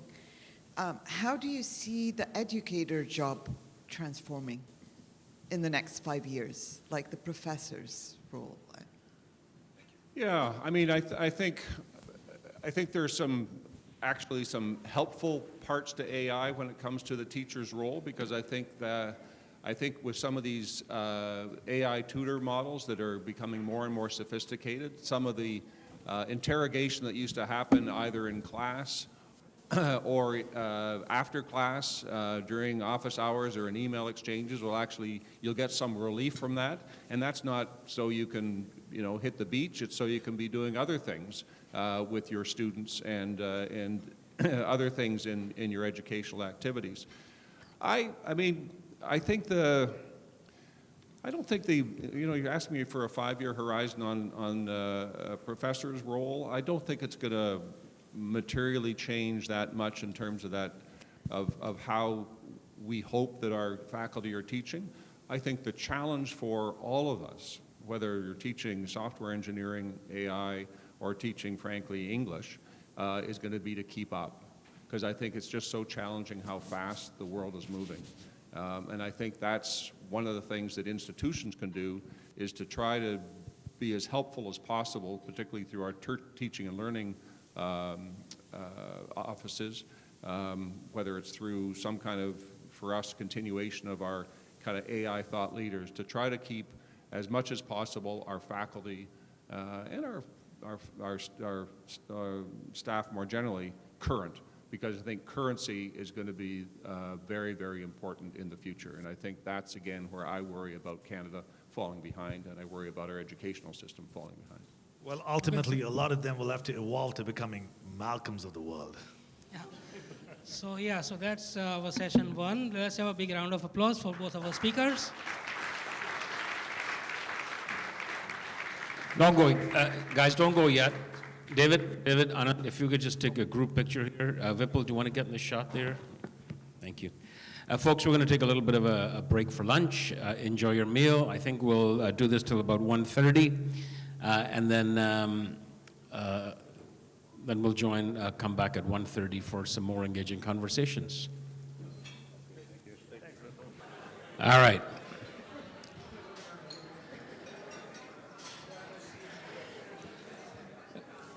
There'll be a great opportunity for networking later on, but right now I would like to get started. The dessert is at your table. I'm sure you've got your coffee. We're going to get started. Still lots to discuss. I'd like to invite Shadia Mahfouz to come up for session 2, tell you a little bit about Shadia. Shadia Mahfouz is Vice President, Academics for Gus Canada Colleges. She has over 17 years of executive experience in post-secondary and international education. Throughout her career, she has successfully established multiple academic departments across Canada. Would you please welcome Shadia Mahfouz.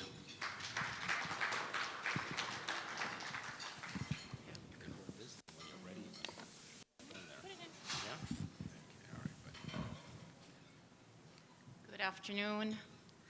Well, I hope this works. We've made a makeshift stand here, so.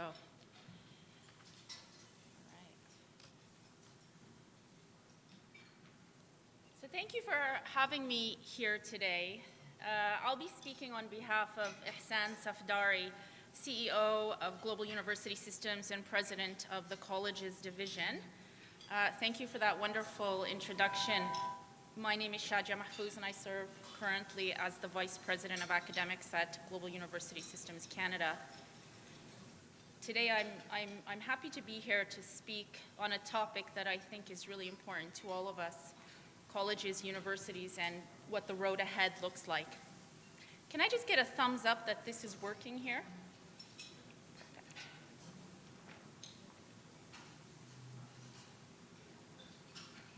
So the world of education is undergoing a significant shift. We all know that. Globalization, technology, and evolving workforce needs are redefining the role of higher education. In Canada, specifically, recently the changes to international education policies have added another layer of complexity that we are all aware of. And Mark Miller's not here with me today, so won't be able to answer all of those questions. So I'd like to discuss some trends and challenges we face, the evolving expectations of students and industries, and how Global University Systems is addressing these challenges by paving a new path forward. So let's start with the state of higher education today. We've all seen a shift to online learning. The pandemic fundamentally reshaped education. Online and hybrid models are now essential, but they've also raised questions about student engagement, quality assurance, and the value of the on-campus versus online experience. Canada has long been a destination of choice for international students.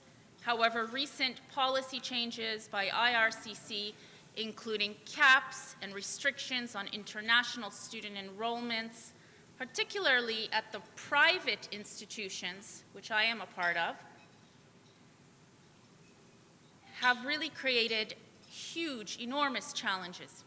It's important to note that these challenges are also global, as we see similar caps underway in other countries across the globe. And there's a demand for industry-relevant education now. Students and employers alike are demanding more than theoretical knowledge.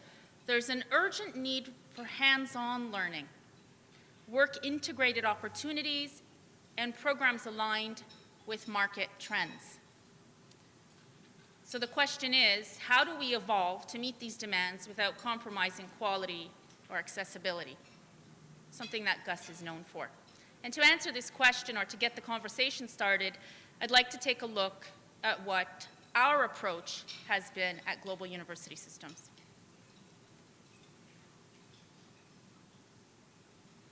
Just to give you some background of who we are, founded in 2003, Global University Systems is a dynamic international network of higher education institutions, united by a shared commitment to providing accessible and industry-related education.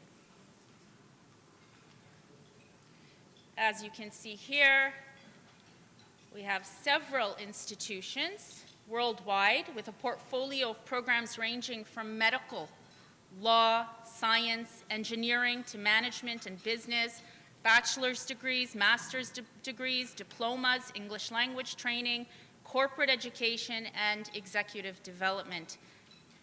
GUS ensures diverse and flexible learning opportunities for all our students. Today, GUS serves over 100,000 students from 175 countries, operating across 40+ institutions and 57 campuses worldwide. So we asked ourselves, what role can global education networks like GUS play in shaping the future of education, especially in the current climate, and especially here in Canada? Global education networks like GUS have a unique advantage in addressing these challenges with our scale and our reach. With institutions across 40 countries and students from 175 nations, GUS connects diverse perspectives and expertise. While we're global in scope, GUS is deeply rooted in local communities, tailoring programs to meet specific regional needs as well. And we're adaptable, continuously innovating, leveraging its network to respond to new challenges and opportunities in education. These strengths enable us to redefine the purpose of higher education, not just a pathway to a degree, but a platform for personal, professional, and societal growth. So with this wide reach, we decided to focus on three main areas. To be innovative in the way we think about higher education, and impactful, localized to address and focus on the domestic market, and focus on what we do best, highlighting our quality as a differentiator with our programs. So what did we do? And I'm sure many institutions are doing the same thing. We're thinking outside of the box, and we're trying to be as innovative, impactful as we can. We understand that we need to think and innovate and be impactful as the industry evolves. One thing is clear, institutions must go beyond traditional teaching methods to prepare students for real-world challenges that they'll face. So at GUS, we take this responsibility seriously, crafting innovative solutions that bridge the gap between academia and the workforce. So we looked out into the community. And we had several meetings and discussions with community members and asked what they needed. One of the best examples that I have here is a new institute that we just opened, the Ontario Institute of Health and Innovation. And the Health Institute was launched to tackle one of the most critical challenges facing Canada today, a labor shortage in healthcare. And programs at our Health Institute are specifically designed to align with regional workforce needs, ensuring that every student graduates with the tools to make an immediate impact in the field. Our programs are not designed in isolation. We work directly with industry and community stakeholders to create programs and education pathways that are practical, relevant, and impactful. Just yesterday, I was in a meeting with engineers from the nuclear industry as well, trying to get a better understanding of what programs they need and where the shortage is. Another example, the Health Institute, we partnered with healthcare organizations and medical facilities to ensure that the students receive hands-on experience while addressing these challenges. And we rely on program advisory committees, align with accreditors, and benchmark with best practices. GUST programs incorporate work-integrated learning, placement, co-op, practical in-class components, and capstone projects as core. And at the Health Institute, this means that students gain hands-on experience through simulation labs and clinical placements and direct collaboration with experienced professionals in the healthcare sector. This approach ensures that students are not only learning the theory, but also practicing the skills they need to be job ready. At our Health Institute, students in the healthcare programs will work on real patient cases during their clinical placements with their clinical supervisors by their side, making a tangible difference in their communities even before graduation. This focus on experiential learning, whether in a simulated lab, an industry-relevant capstone project, or a community placement, extends across GUS Canada institutions into our university, University of Canada West, Toronto School of Management, Trebas Institute, Quebec, and our new University of Niagara Falls. Each of these institutions share a commitment to practical education, equipping students with the skills and confidence they need to succeed in today's fast-changing industries. We also understood that in the current landscape, especially for private education such as ourselves, our next role was really to address the domestic market by looking at its regional needs, whether nursing or phlebotomy needs in BC, personal support worker or childcare needs in Ontario, addiction and mental health in Alberta. Canada is facing pressing challenges. We have growing talent gaps in key sectors across our provinces, like healthcare, technology, trades, regional disparities in workforce readiness. By working with local industry, GUS Canada ensures its programs meet the specific needs of regional economies. From high-tech labs to internships and practicums, we're trying our best to emphasize and get our students ready for these real-world learning. We've also been focused on online delivery, making education accessible for our domestic learners with families and full-time careers. We've intentionally developed programs that cater to the needs of our students, blending online, hybrid, and in-person learning to create flexible, student-centered models. We are pioneering this with advanced digital platforms, virtual learning tools that support interactive components of learning, where the learner feels connected and supported. But we need to continue this conversation. What strategies can we further implement to attract and retain the domestic market?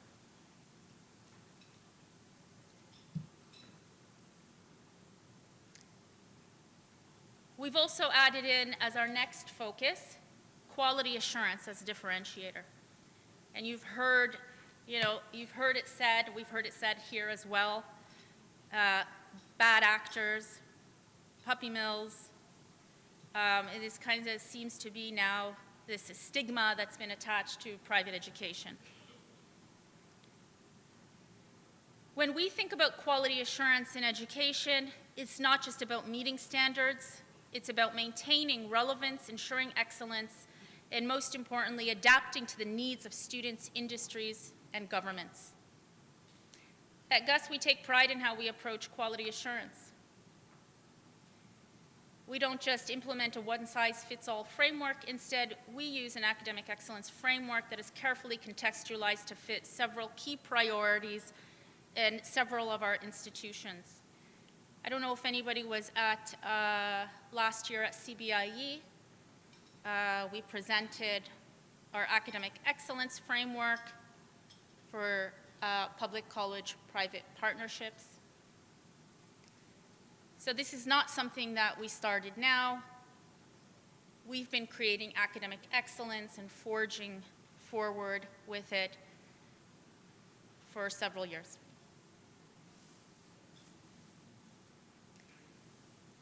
So again, I say we take pride in how we approach quality assurance.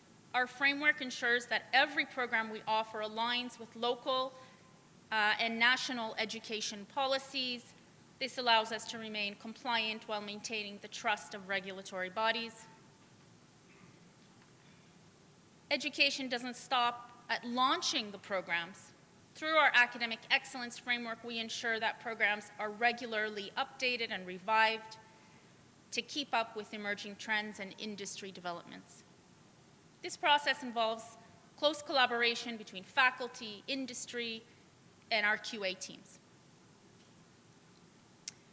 So why is this approach important? In today's competitive education sector, we believe quality assurance is a differentiator, especially in our sector. It's what builds trust with students, industries, and communities. It ensures that every graduate from our institutions is prepared, not just with knowledge, but again, with real-world skills that meet the expectations of the employers.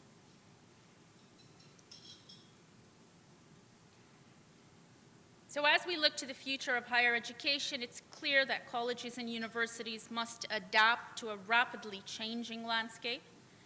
To thrive in this environment, institutions need to embrace both global opportunities and local responsibilities, creating education systems that are innovative, impactful, and student-focused. At the heart of this transformation is the ability to be innovative by embracing global connectivity while staying deeply responsive to local needs. Global networks like GUS enable institutions to leverage international expertise and resources while ensuring programs are tailored to address specific regional challenges. This dual approach allows us to be both globally relevant and locally impactful. I'll give some examples of our global connectivity. Sharing lessons learned and best practices that can be contextualized to different settings. We engage in a community of practice where we develop standards and expectations for teaching and student experiences. We actually have, I've explained how we have several institutions globally. When I first started at GUS 4 years ago, I was pleasantly surprised to see that the academic community at GUS has a monthly meeting where we share best practices, where we tackle anything from faculty performance reviews to survey questionnaires, and we try to implement best practices into all of those operations. Another example is our fellowship program, which I'm currently engaged in, and I'm working with the global network to work and enhance online delivery. Creating pathways from our colleges to our university programs. We have two of our lovely pathway colleagues right there as well. And these are just some examples of how we can benefit from this large-scale network of higher education institutions, allowing students mobility throughout our network and opening options for their future. Again, partnerships are key to building practical and impactful education. By collaborating with industry, local businesses and community organizations, institutions can create programs that bridge the gap between academia and the real world. And these partnerships also help to develop customized solutions for industries, fostering innovation while meeting workforce demands. And in an increasingly competitive education sector, we believe quality assurance is the foundation for success. The commitment to quality helps institutions stand out by delivering relevant, impactful, and future-ready education to students. So the road ahead is both challenging and exciting. I encourage the conversation to continue. I hope we do that here today. Let's redefine the purpose of higher education, not just as a pathway to a degree, but as a platform for personal, professional, and societal growth. Thank you.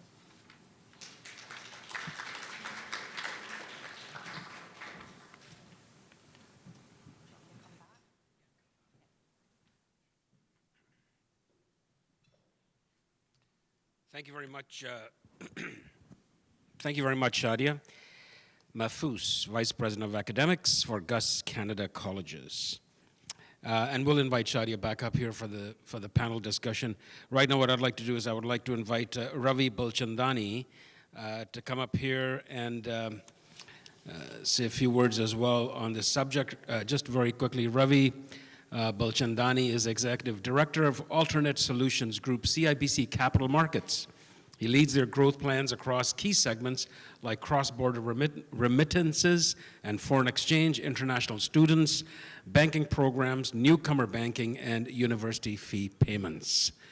Please welcome Ravi.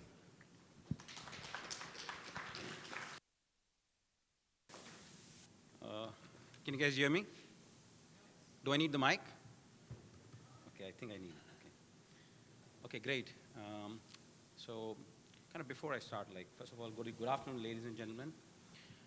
Let me first start by thanking Vipul Jani and IMEC for giving us this opportunity to speak on the subject, share our views on this current contextual road ahead, what's happening in the space. Not audible? Okay. I think I have to do this. Now?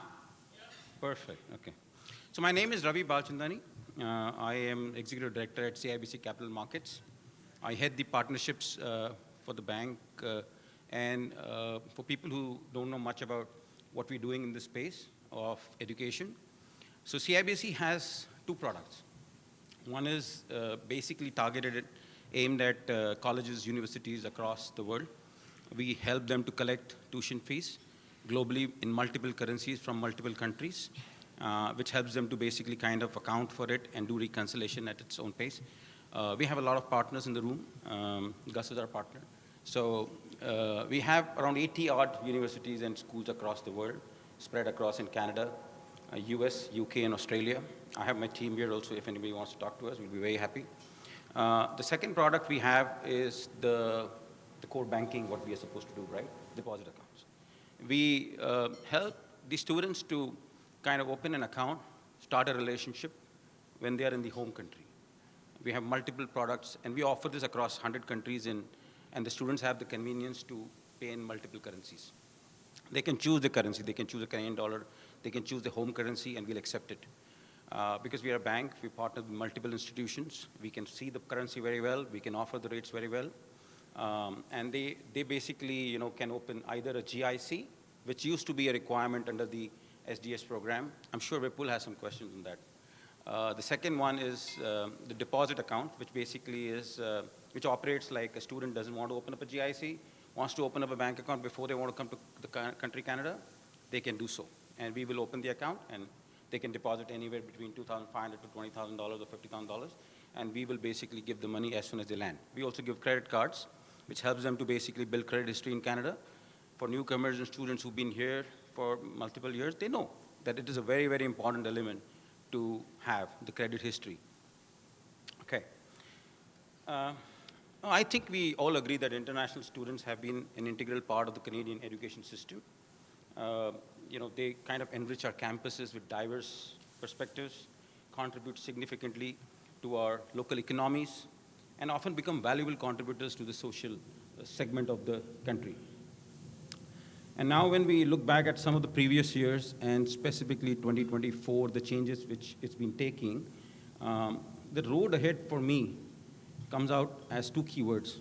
One is differential thinking, and you have to basically transform. You have to change.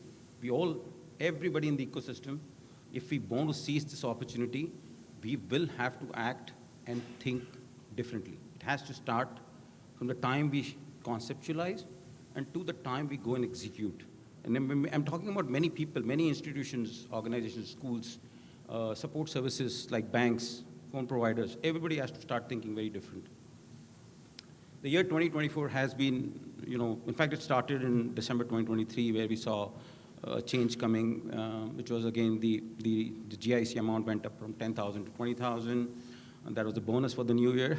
And then we have kept on seeing changes. And the way I see it, the government is trying to assess, reassess, which is a good thing in one way. In another way, which puts a lot of pressure on all of us. We have to keep thinking. We have to basically, be very, very agile in our thoughts and kind of execution.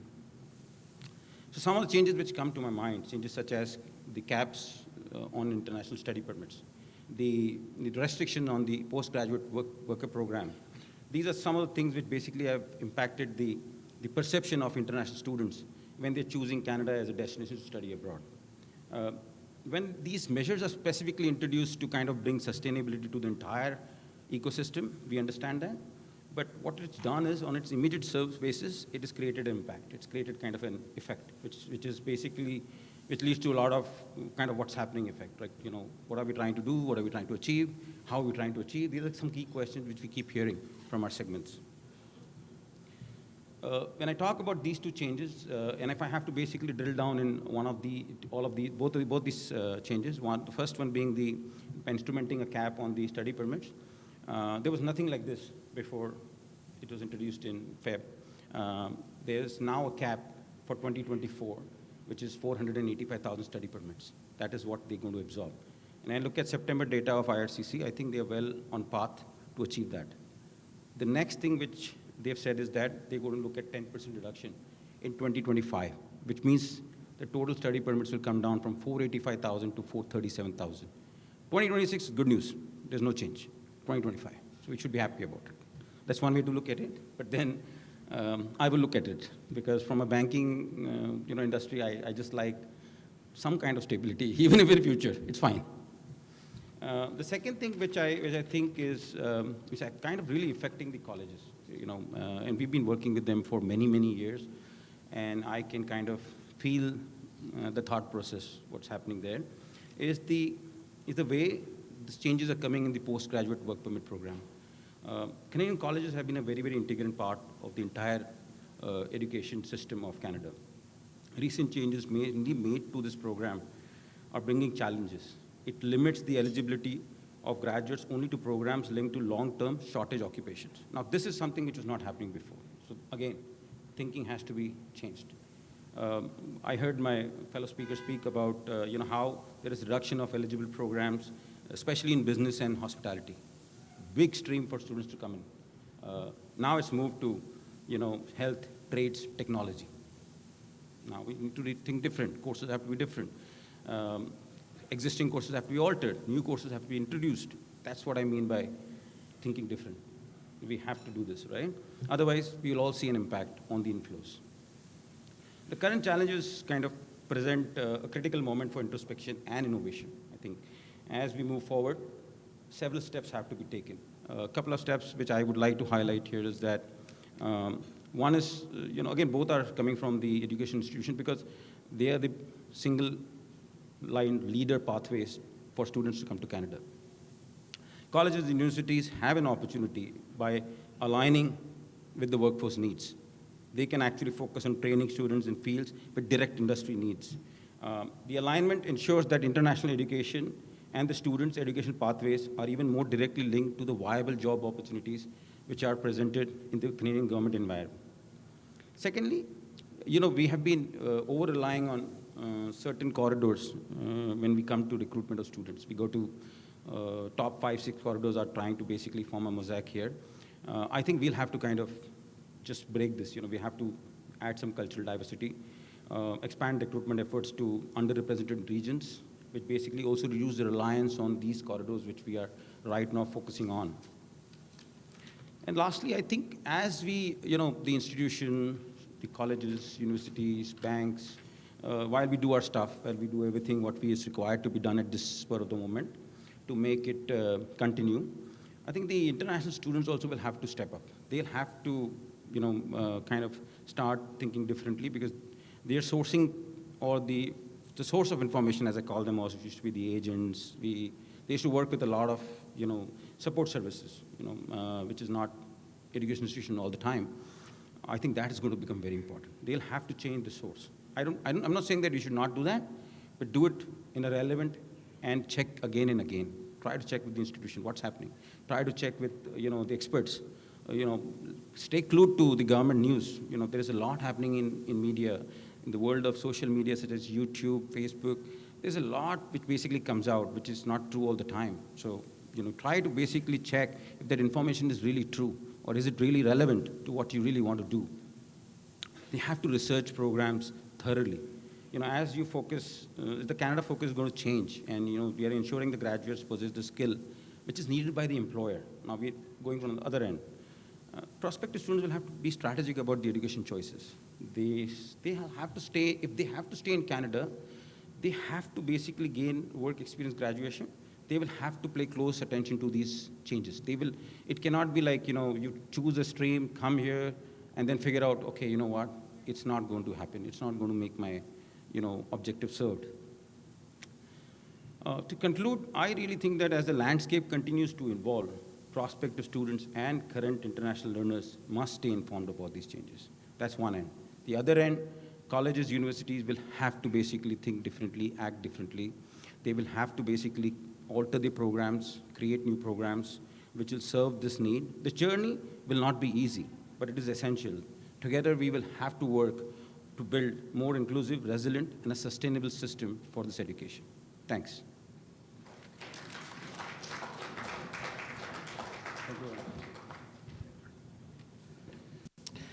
Thank you very much, Ravi. See how that sounds when you hold the mic? From one Ravi to another, I'm going to invite Ravi Jain to come up here.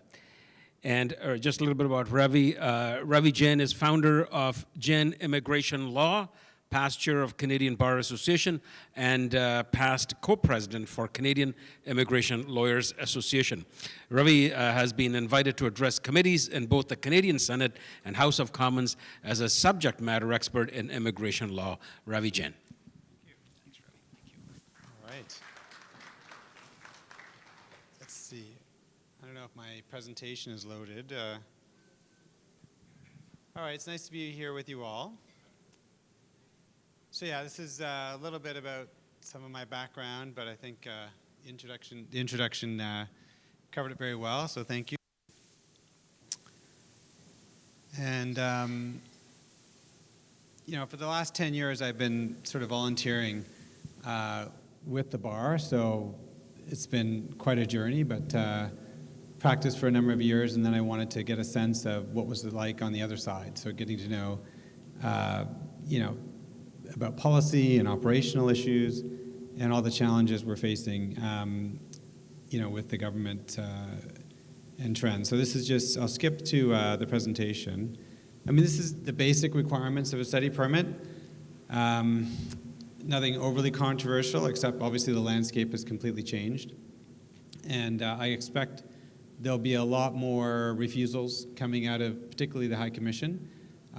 They are going to be looking to refuse as many cases as they can. The government often sort of talks with both sides of its mouth. On the one hand, they say they welcome temporary residents and students. On the other hand, the visa officers can be overly harsh. And I always tell people that the Immigration Department is not your friend. They're not there to contact you with your email address and cell phone and clarify things. They tend to just refuse it.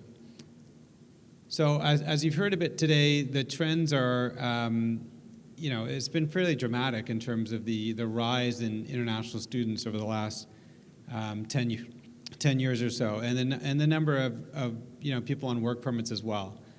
So, 10 years ago, you might have had a couple 100,000 temporary residents. Does anyone know how many temporary residents are in Canada right now? Anyone want to guess? How many? 2.9. Yeah, it's like basically 3 million.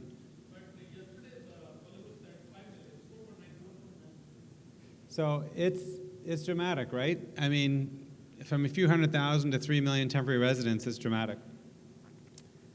This shows you the refusal rate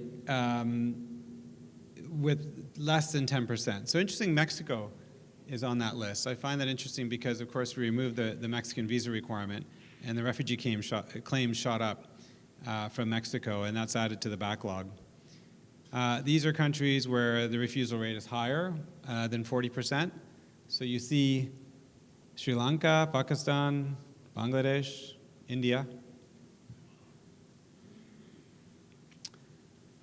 Announcements for students. So I think none of this will come as a shock. But you now have to be, community colleges are really going to have to change dramatically, right? They're going to totally have to revamp their programs entirely for healthcare and STEM. The amount of people I've seen in the last couple decades studying international business, that's all gone. No one's going to study international business anymore. The SDS stream, dead. This minister's not shy. I often say that, the US system is more democratic than the Canadian system. It's gridlocked by Congress, but it's more democratic. In Canada, we have ministerial instruction. And we have these, omnibus bills. And they shove all this immigration stuff and what used to be specifically financial, budget-oriented stuff. Not in Canada. So we change every day. Immigration policy seems to change. So it's very different from the United States. I practice in both countries, and it's always fascinating to me the difference. Now, of course, you can work 24 hours a week, so that's a change. A lot of people might be surprised by that because a lot of Canadians were complaining about their kids not being able to find jobs at McDonald's and Tim Hortons. Educators.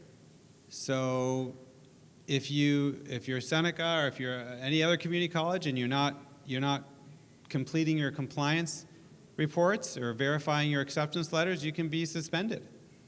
So this is important. The U.S. has had this for years. SEVIS is what they called it there. Canada was really slow. We implemented it, but it was sort of bumpy. Colleges weren't very good necessarily at being perfect at advising when students didn't show up. Now they're trying to force them to do that. And you can't switch colleges, by the way, anymore. That's a recent change. Used to be it just said any post-secondary education, you could come and go to one and change your mind and go to another. You can't do that anymore. Let's see, and you can see 17,000 have been caught. And I've dealt with some students that got admitted to one, went to another, and then CBSA, the Border Service Agency, were after them. And we had to explain about that. So students, as you can see in the levels plan that came out for the first time, the government's planning with respect to temporary residents, not just permanent residents. And we see the numbers for students at the bottom there. The overall levels plan, so from 500,000 permanent residents to 395, that's creating a real problem, right? It's sort of like you're compounding the problem when you can't transition the students that are here to permanent residents because you're squeezing the number of permanent residents that are in Canada. So that was a bit of a surprise to me. And I was in touch with the minister's office and others about this. I was really strongly, I think they wanted to have, optically they wanted to say to the public, look, we're actually cutting down on permanent residence immigration as well as temporary residence immigration, but I think it's foolhardy because, and it shows a certain naivete, right? Because the international students are making refugee claims. First, they removed the Mexican visa requirement, refugee claims shot up. Now they've done this, then they suspended visitor visa criteria. So secretly, Minister Sean Fraser's government, or ministry, suspended the normal criteria for visitor visas. People showed up at the airport, made refugee claims. refugee claims shot up. International students now have nowhere to go, refugee claims shooting up. Donald Trump's elected, what's going to happen? They're going to flood the Canadian border. So 4 things are compounding this. It's now a 4-year wait for a refugee claim. So we have the caps we talked about. Now for the first time, and I think a lot of people are going to be caught off guard by this, but you can't apply for a postgraduate work permit anymore without a language test. And I think a lot of people are going to forget about that, or so many announcements it's easy to forget. But for community college, you need a CLB of 5, for university 7. So a lot of people who somehow got into Canada to study and maybe English is not so great, good luck getting a work permit afterwards, and people are going to be upset about that. So this just shows you the temporary residence we talked about, 3 million. This doesn't really apply, I don't think, to this group, but it's just some suggestions around work permit options for some young people from certain, mostly Western countries. This is the refugee stuff we talked about, so 14,000 plus claims. Citizenship, one thing that I talk about when I travel is the startup visa, just because a lot of people don't realize that if you're sitting here in Dubai or India or somewhere and the parents want to immigrate and they're worried about the expensive costs of international student tuition fees.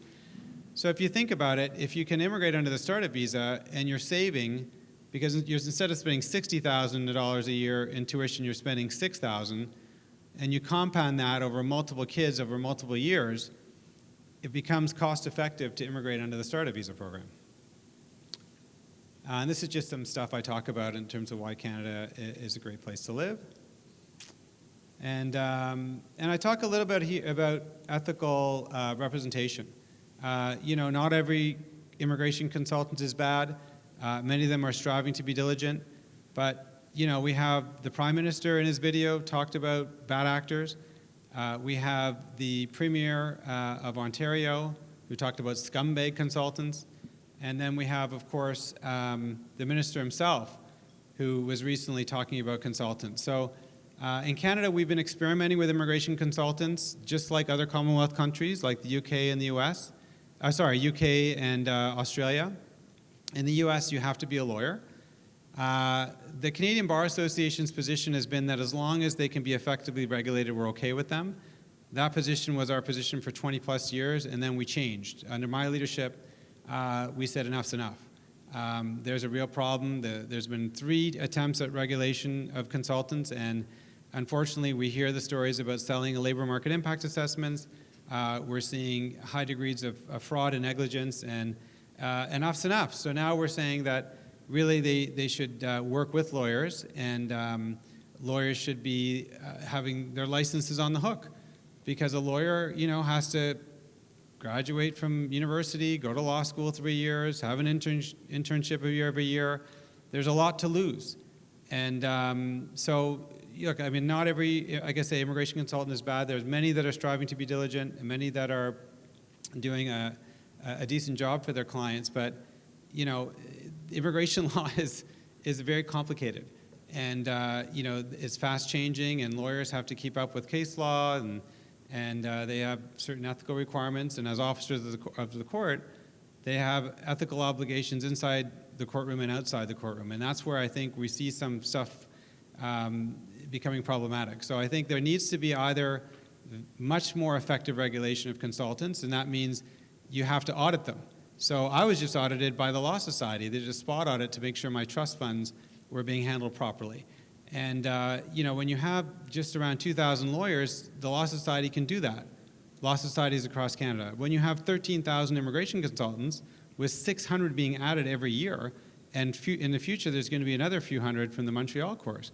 I mean, that means in a few years, the entire number of immigration lawyers gets added by consultants on a yearly basis, in a few-year basis. So I think the government's looking at that. I've never heard politicians talking the way they're talking about consultants, so I think we're going to watch that. I met with the shadow minister. I'm meeting with the chief of staff of the minister on Monday, and we're going to talk about fraud because I think they're very alert and alive to this. But so just watch. We'll see what happens. But I think community colleges are definitely going to have to pivot. We saw Seneca as an announcement about dramatically reducing the number of staff, and that's an unfortunate thing. You know, the landscape is changing, bottom line, and I really feel bad for the students that are here. We're trying to find various ways, creative ways, but one of the ways, again, that's been abused by, unfortunately, these immigration consultants is that the 50 points you get for an LMIA, the minister's probably going to take that away.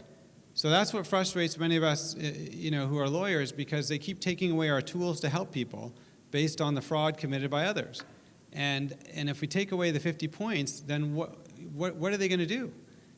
So I think what they're going to do is bring down, the reason they're taking away the 50 points is to reduce the incentive for fraud for LMIAs. And, you know, when we look at going forward with the refugee claims, I think what they're going to do is they're looking closely at speeding up the decisions. Because if it takes 4 years, there's an incentive to make a claim, and then you get a work permit, et cetera. So I think what they're going to do is the Singh decision in the Supreme Court said that you have a right to an oral hearing. So if they can get the civil servants back into the game and have IRCC itself, the Immigration Department, look at the ones that are bona fide, then you don't need an oral hearing for that. So if they can triage quickly, identify the ones that seem to have merit, and then get those through the system, and then have an oral hearing, could be video for the others, the processing time for refugee claimants could come way down. That would reduce the incentive for international students to make refugee claims. And so that's some of the thinking, I think, in the government right now. And we'll have to see how that plays out. And we'll also have to see what happens with the border. We saw the government today making some announcements about increasing funding to handle the border. So we'll see what happens there, but if there's a flood of claims from the US, that's going to lead to more incentives for students to make claims. So we've got to come up with a solution for the people that are here, is my point. So we'll see what happens. All right, thank you.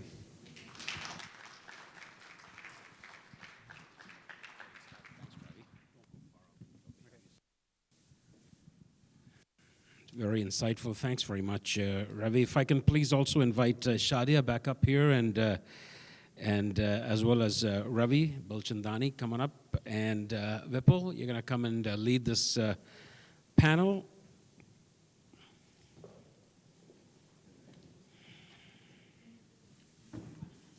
And can we get mics up here for our guests? All right, so good to know everybody is still awake. So Ravi, I believe, has to leave by 2:30. So, huh? Okay, so then, all right. So we'll go with the same flow then, or I can ask you both your questions now and make you free. That's fine. So let's start with you then. Ravi Balchandani, that is. I know. Yeah, you'll have to. International students used to be a bankable segment for most Canadian banks. Now that is in serious jeopardy, how serious is the impact for banks? Can you hear me? It's good? Okay. So yeah, there are a couple of things which basically would impact, again, the universe as such, the student flow. One is, you know, the slowdown, as I said, the permits coming down, which means the number of students basically needing to open an account will also come down. And the other thing is, there is this SDS program, which used to be prevalent, you know, before. It was launched in 2018 as like a fast-track program for students to open, you know, come to Canada for specific corridors. India was one of them, again, Pakistan, and many other countries. That's kind of come to an halt, and which means that you don't. One of the requirements of SDS program was to open up a GIC, and that basically made it mandatory for anybody to come to Canada. Before they come to Canada, they had to open this account. So these two things will slow down for sure. But one thing which has changed, which has worked for all FIs, is that the amount which was required as proof of financial support moved up from $10,000 to $20,635. So that itself means that, you know, there will be more money on the table. the other thing which I keep saying, and I said before also, that we all have to think differently, act differently. We have to add value to this ecosystem. We just cannot, be there, wait for things to happen, and then we try to find a sweet spot in that. That's not going to work. It is going to be a little different. So from CIBC perspective, I told you that we already kind of blended ourselves in the ecosystem by helping students to pay fees. Then we also have multiple programs such as a deposit program and a GIC program. If a student doesn't want to open up a GIC, can open up a deposit program, land in Canada, take the funds. Let's assume that a student doesn't want to open up a GIC account because now the requirement is show money. Either show money in your bank account in the country you live, or show money where you are coming to, which is Canada, in this bank account. But students will typically, after, let's say, even a situation comes wherein a student is, shown the bank statements of a particular country where they reside, when they come to Canada, just before coming to Canada, they will need funds. We will play also an important role in that. So we'll start thinking in that lines also. So yeah, there is a lot of thinking happening. And I think most of us are thinking, and I think it will somehow come out very nicely. I hope so, really. So for Ravi Jain, you already touched base upon this point, but I am going to ask anyway. When we see international students applying for refugee status, what does it say about the vetting process itself for admitting students? And don't we need to be a lot more tougher on what I call an abuse of the system? Like 14,000 asylum claims by international students in Canada this year alone, I think is really unacceptable. Well, I think it does speak to some mismanagement. I'll be frank about that. Like I said, removing the Mexican visa requirement is fine, but then you've got to monitor. And if all of a sudden claims go up, you've got to watch it. Removing the visitor visa criteria because you have a backlog, because of COVID, because 80% of your officers weren't working because you didn't pivot properly, that's an HR issue. But you don't remove visitor visa criteria when your own civil servants are telling you that the refugee claims are going to shoot up. So that's mismanagement, right? Bringing in so many international students, I mean, I think the federal government and the ministers, both Sean Fraser and Mark Miller, have said, look, I'm not the Minister of Education. Why are you pinning this on me, right? They're the ones who were responsible for managing properly the community colleges and public-private partnerships. And, that's not on me. But what is on the Minister of Immigration is the numbers. They could see the numbers going up and up and up. So that's, again, a bit of mismanagement. And not really foreseeing that maybe there'll be a president in office who is going to, lead to a lot of people coming north of the border is also some mismanagement. So, or lack of foresight. I don't know that I fully trust them that they have a plan on this. It's the largest undefended border in the world. So, do I think that they should be screened properly? I mean, what you may not know is that we screen permanent residents for security. We don't screen international students or temporary residents at all with the same level of security. That's why Donald Trump's upset, right? And that's why you see reports of some bad people, terrorists or whatever, that could potentially be going south from Canada into the U.S. And that's why you have the newly appointed border czar in the United States saying that I have a big problem with Canada. And there have been instances where we've let people in where we shouldn't have because we've not done the security vetting that we should be doing. So I think that there's a lot going on in my head. Jason Kenney did a long, over hour kind of conversation with the editors of the National Post.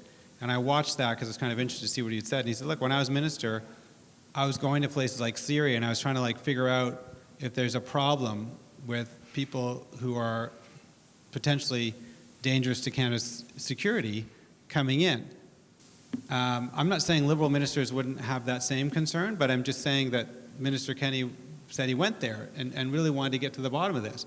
Whereas I think Liberal ministers generally are more oriented towards letting in people. They like the idea of lots of people coming into Canada. After all, I mean, I also was part of this, trumpeting of the fact that it's a $22, $23 billion industry.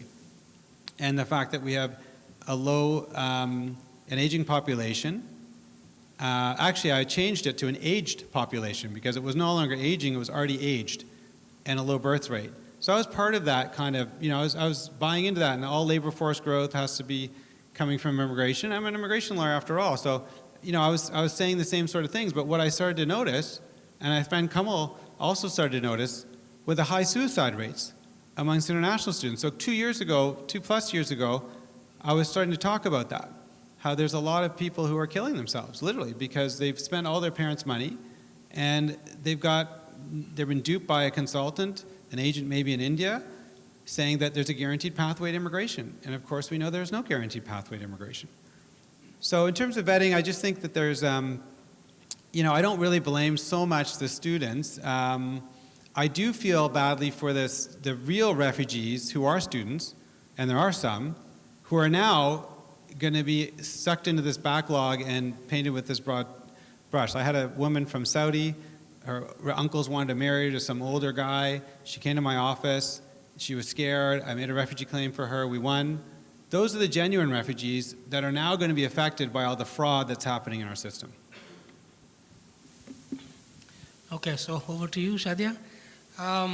With the constant policy changes that we have been seeing for the last several months, and a major drop in the international students this year, next year, going forward, until further notice, how do you think campuses are going to survive elsewhere as well as within the GUS Canada network and sustain themselves? Just hoping for things to change is not really an option, right? Absolutely, not an option. So I oversee 5 institutions for GUS Canada colleges here in Canada, and we have 2 public college private partnerships. So we have the Niagara College Toronto and Fleming College Toronto. We're in a teach-out mode. I have over 600 staff and faculty that are going to be losing their jobs. We've already started that.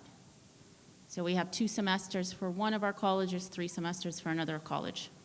I also manage Toronto School of Management, who relied also on international students. We had to let go 80% of our academic staff, and that's just my staff alone. So we've had to pivot, and as I said in my presentation, the way we pivoted is, well, let's take a look at what labor market needs are. Let's work with community, and that's exactly what we're doing. We're working with the health sector.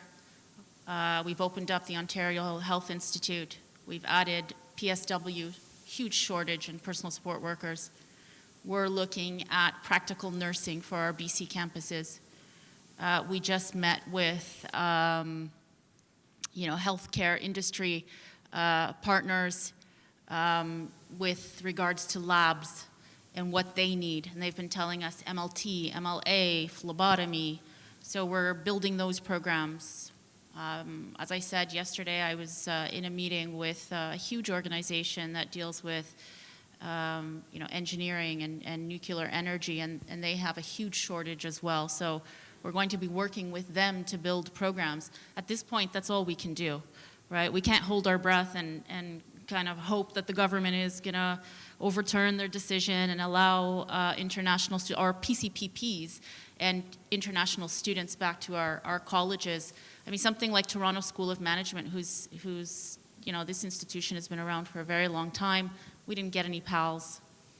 We're trying to get PALs to bring in international students to keep that institution going. But yeah, we've had to pivot. We have to look at, the trades, the healthcare, what kind of programs we can bring in to support. The biggest, the sad story here is, we were doing a great job. And I don't mind saying that. We were doing an amazing job. We incorporated into our academic department 6 units. And I know not everybody was doing that. One of our main unit was academic excellence. and academic excellence monitored quality assurance and compliance. And we were very strict about our internal standards before external standards. So that was really important. We had teaching development and enhancement to support our faculty, accessibility services. We had systems management, operations, library, scheduling, student success advising, and we had at-risk polls and that we did multiple times, and summary reports that we sent to our faculty to be proactive in supporting our students, peer tutoring, facilitators, and the like. So, you know, I'll say this loud and proud. We were doing a very good job. We've partnered with public colleges that have seen our presentations and seen the work we've done and said, you know, wow, we want to work with you on this. So it's sad to see that many of our institutions now need to close, and that, you know, there wasn't a proper audit process that occurred to kind of see who are the bad players and who are the good players. So we were all painted with the same broad brush. Yeah, very sad. Sorry, I vented a little bit there, but... No, that's fine. Yeah, it's a very sad reality indeed, actually. So just to expand a little bit further on that, Ravi, see, the impact is not just on the educational institutions, but there are a lot of other supporting, I would say, stakeholders that get impacted. Immigration consultants, law firms, companies that hire international students for work, and all kinds of people get affected, not just colleges and universities. So as a bank, what economic impact do you see, I mean, overall on the economy, Canadian economy, which was struggling anyway, now with Trump coming over, and all the talk about tariff and everything, and now this.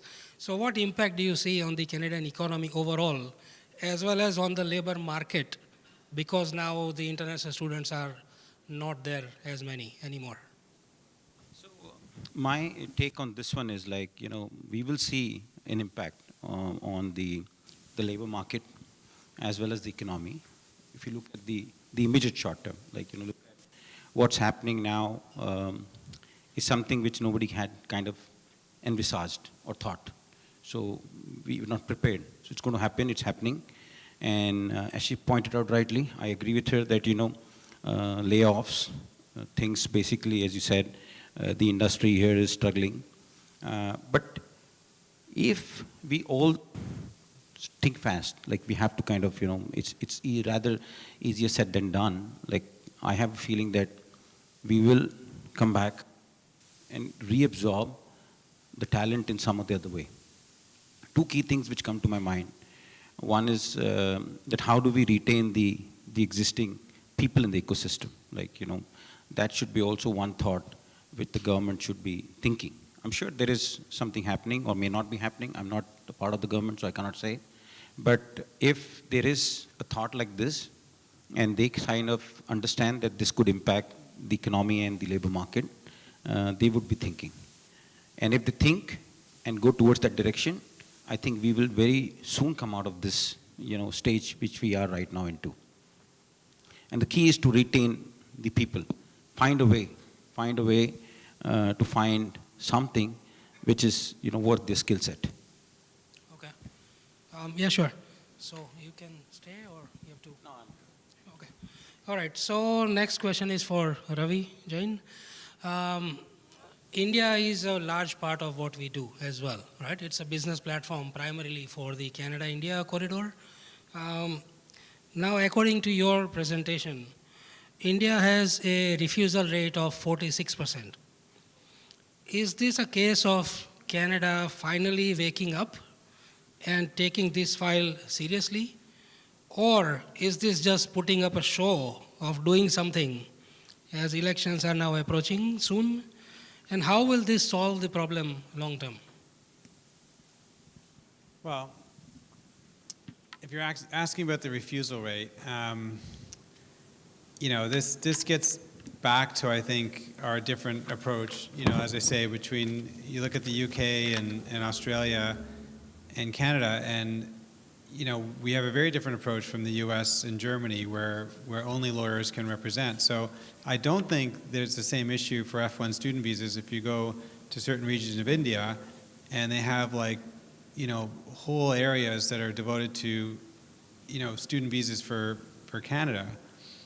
So I think there needs to be better regulation. So global affairs, there was talk about working with India and trying to bring some bad actors there to justice, but I think the India-Canada relationship being strained has also strained that ability.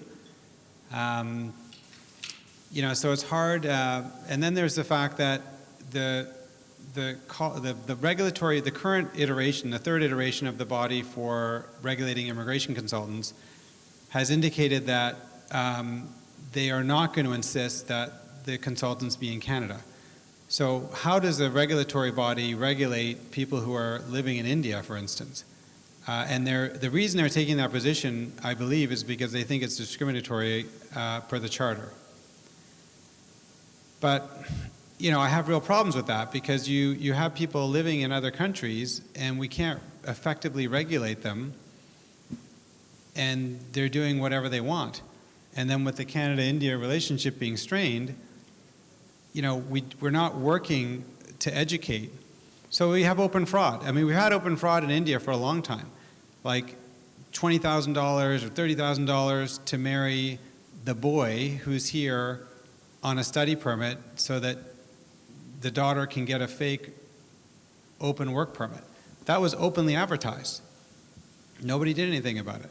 Now you have open, I think I did a story with the CBC, and there was an expose about people openly selling labor market impact assessments. The shadow minister told me he heard of one for over $1 million. But typically it's around 60, 70,000. This is open. It's just out there. So that's a serious problem in terms of, the integrity of our system. I talked about the government sort of mismanaging and prioritizing removing a backlog as opposed to maintaining the integrity of our visitor visa system and the impact that has now had on refugee claims. But we have to have integrity in the system here as well. So people say, oh, Ravi, are you against immigration consultants? I'm not against immigration consultants. I think they should work with lawyers as partners. So immigration consultants may be good at bringing in business, or they may be good at file work or whatever, but a lawyer, you have to put a lawyer's license on the hook in my mind, because that's the only way to protect the public. So, these are things, but yeah, the Canada-India relationship, we'll see what happens with the next federal election. If things change in terms of government, there may be a reset there, and then we'll see if there's better cooperation, because I think Indian government officials also want to deal with fraud, and they're not happy about seeing this either. Okay. So Shadia, one of your slides, I believe, also spoke about GUS Canada's work with industry partners to align curricula with the labor market needs. We do hear, I have personally heard and know quite a few students actually who have spent thousands and thousands of dollars to receive fancy degrees but are unable to find suitable jobs for whatever their area of study was. So is there a realization now actually happening to impart more job-ready education, keeping in mind the realities 10 years from now, or is it still more talk, less action on the ground? That's a great question. Yeah, that's a great question. And I think one of the faults and maybe an area that we should have been more proactive in, especially when building these partnerships as well, is looking at the labor market needs for the future.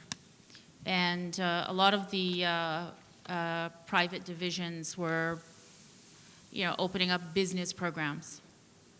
Were students finding jobs? Depending on the program. For example, our hospitality program, I would say 98% of our students were finding jobs in that area. I can even give you a real-world example. I went to a hotel. I was having a problem. I asked for the manager. Manager recognized me. She said, "You used to be my teacher." And that happened several times, actually. to me or other faculty or staff members. I think we should have pivoted a long time ago into healthcare because there's a huge need in that sector. Yeah, there should have been a pivot a long time ago. We should have been proactive, especially when building these partnerships. But I wouldn't say that a lot of our students aren't finding jobs. From what I saw from our career services and the data that we were getting, we did see students leveraging jobs. We have a lot of co-op, work integrated learning, and many of the students were offered positions right away as they were doing co-op. Okay. Yeah, it was just like a general question, applying to all institutions, not just your own, because I think that will help not just the students, but the institutions themselves, So there's one question again for all three of you, same question, a brief, short answer. If you can make one practical, doable recommendation to fix the mess in the education sector, what would that be? I said this earlier when you asked me the second question. I really want them to think about what impact it's having on the labor force, the economy. It'll be nice, And again, I feel that they may be having a view on that. But if I had to change, I would have changed it. I would have thought about it. Okay. Well, for me, it's fraud. For me, the answer has to be about fraud. So there has to be better regulation, and that would mean making sure that students are, intending to actively study at their institutions and not just here for some other reason. So the students, so schools have to report properly, and then they have to be counseled properly and ethically about their real chances of getting permanent residence afterwards, not being lied to, and not having families and life savings devastated. And then there also has to be attention to fraud with respect to making sure that people aren't counseling students to make refugee claims, because they don't understand. I mean, you can produce a work permit, but they don't understand that they're barred for life, basically, from the 5 I countries: Australia, New Zealand, UK, US, and Canada, for like the rest of their lives. And so there's such deep repercussions to kids that are, 18, 19, 20. They have no idea, and they're getting misguided. So, it's really tragic. And again, you see suicide. So these are real impacts to people in the South Asian community and other communities. And if you really care about people in the community, then you really should care about fraud and how we have to combat it. I'll speak from an academic perspective. For me, it's, get the government to take a look at the auditing data. I mean, we get audited, we do program reviews, we get audited by OCAS, and I mean, where does that information go? Before these decisions are made, before everybody's painted with the same brush, take a look. Have a regulatory body that speaks to the education minister, speaks to the immigration minister. I'm not sure.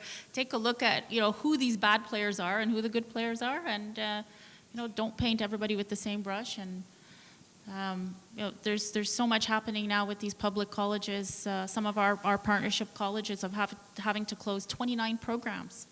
We were supporting them. This business model was supporting the public colleges, and it really is a shame. So I would say, regulate the process. Take a look. Do your if you do a federal audit, provincial audit. These reviews, we do them all the time. We're successful. We pass. There's things that we don't do well. We improve on. I mean, this is how audits work. But where does that information go, and why was none of this information taken into account before these decisions were made? So I would say, set up some kind of a process for them to understand what's happening at the colleges and universities. Okay, so we are coming up against our second break at 2:45, and one of the panelists also has to leave. So we'll just take 2 questions from the audience. Please raise your hand, identify yourself, and Hi there. My name is Kamal, and I own Lotus Funeral Cremation Center.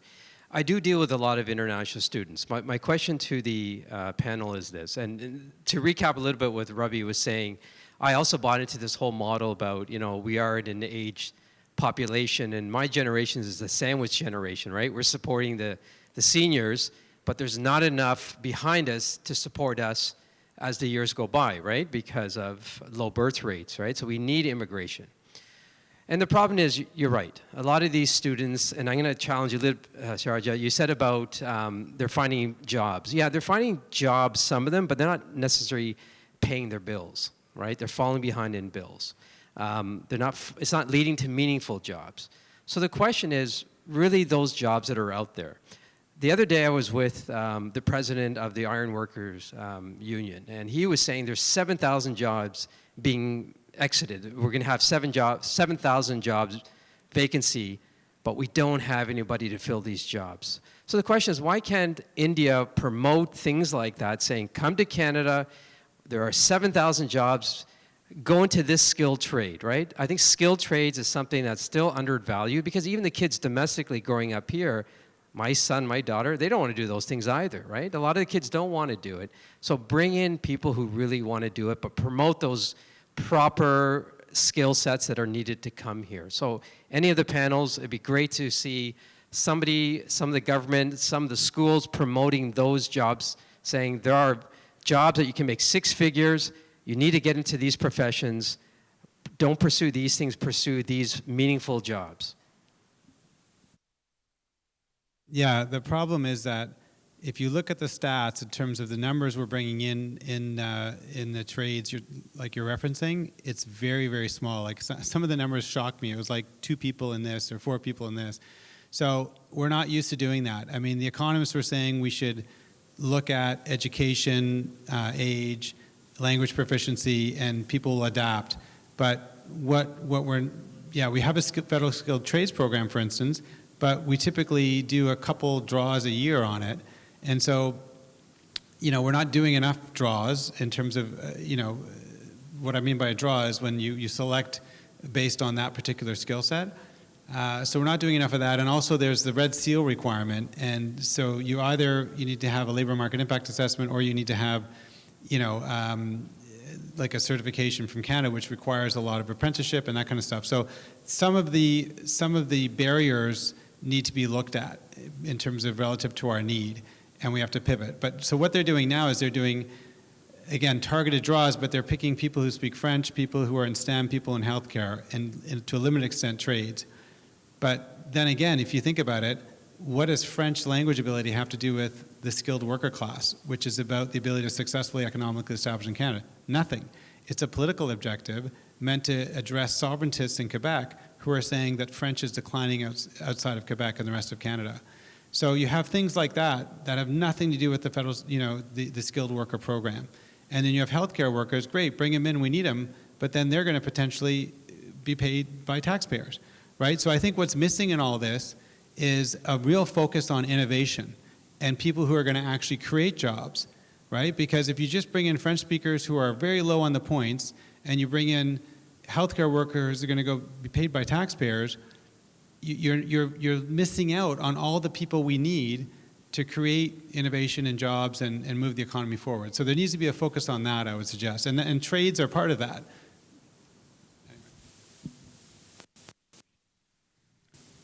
Okay, so I don't see any more hands raised. So I guess that's it for the second session. You have a question? $100. It is on? Okay, good. I don't want to stand between everyone and their break, but I will for a moment. So thank you very much for all of the context actually this morning. There's been a lot of really great context and I hope continued conversation. What I want to do very quickly though is pivot a little bit away from the past, because I feel that we're spending a lot of time on what's already happened, and here we are. We need to really be seizing the opportunities that are before us in getting, as we've said, out of this mess, however you define the mess the situation is. So coming back to one of the presentations, I want to amplify for those who are from an industry or have a company here in the room. There's over 980 programs currently acknowledged as eligible eligible for the postgraduate work permit from college programs. That has just been confirmed by the ministry. And today, Minister Quinn just sent another request on behalf of Ontario's colleges to add another 88 programs. So there's a lot of advocacy going on, and that's part of the opportunity.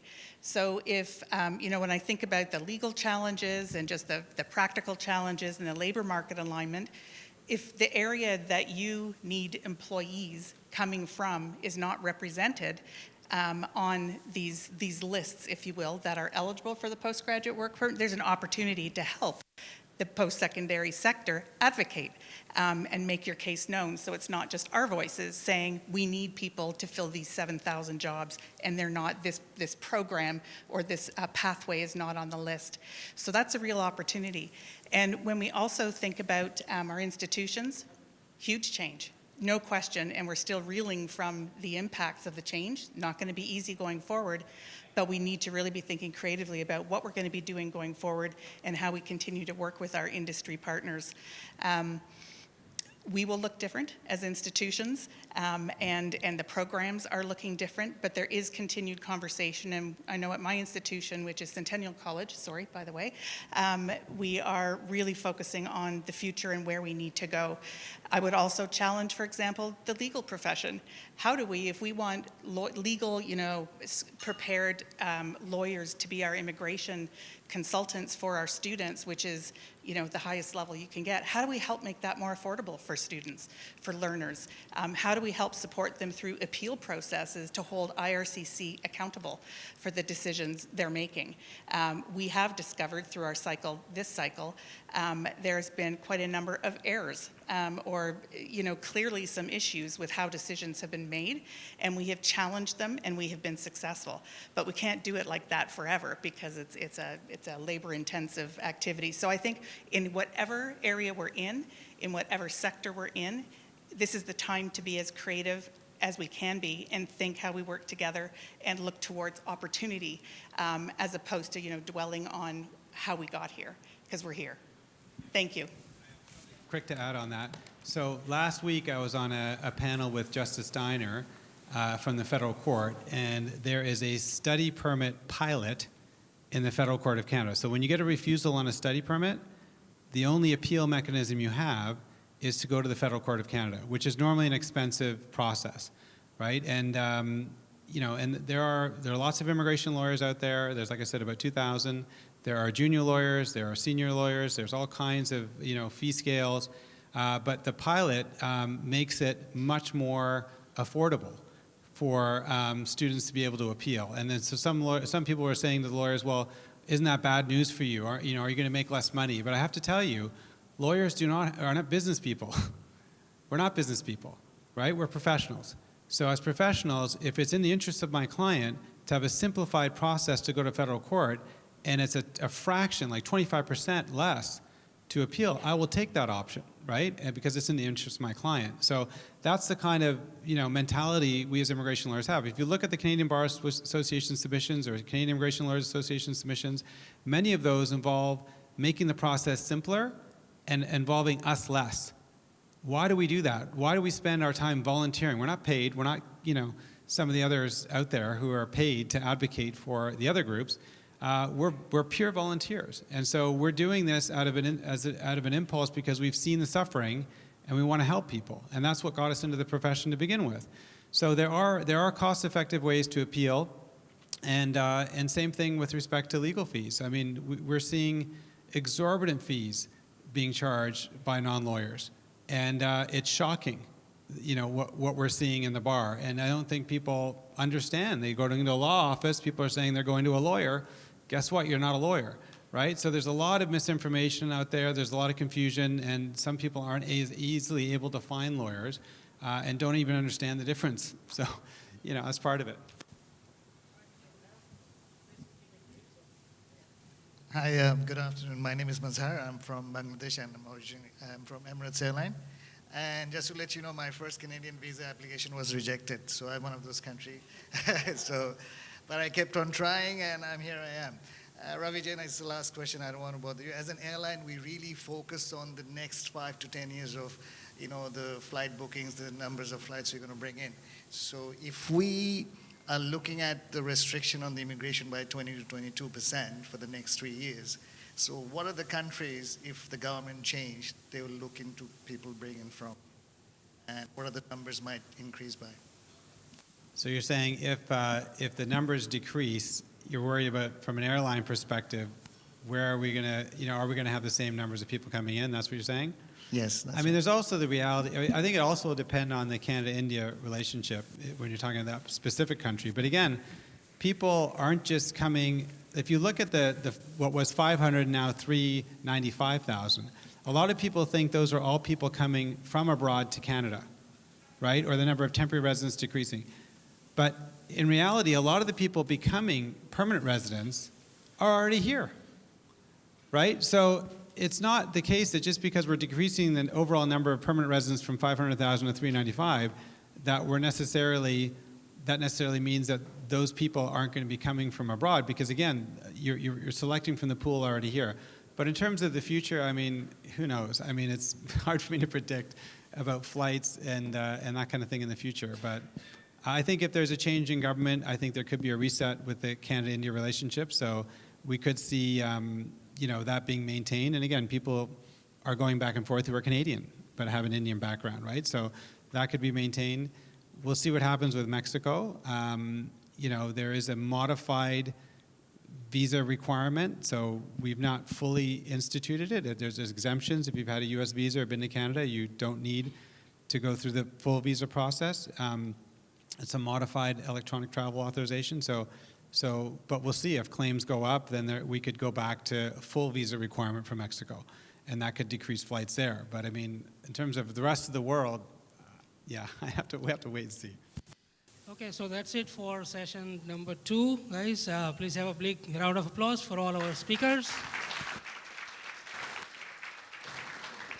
We'll take a quick 10-minute break and reconvene for the last session.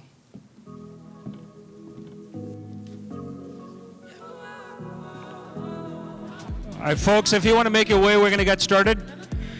Please take your seats, friends. Grab coffee, tea. If there's any cookies left, bring one for me. Come on in, let's get started. Thank you. I love the networking and the engaging conversations everybody's having. That's what this is all about. But folks, come on back. We'll get started, and then we'll have more time to network and eat more cookies. But please, come on back. We'd like to get started. Thank you. We have another incredible session that's going to be coming up very, very soon. But before we do that, I want to talk to you a little bit about Gyan Setu. Gyan Setu is a unique educational platform. And instead of talking about it, let us see what it is all about on the screens.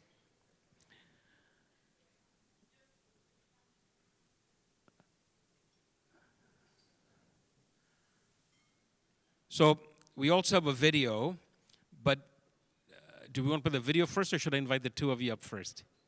Play the video? All right, let's play the video first. Student in India to basically be able to learn about any subject and taught by teachers whose personality is identical to their teachers that they would be coming across in their school itself, with even their voice and potentially even their mannerisms in place.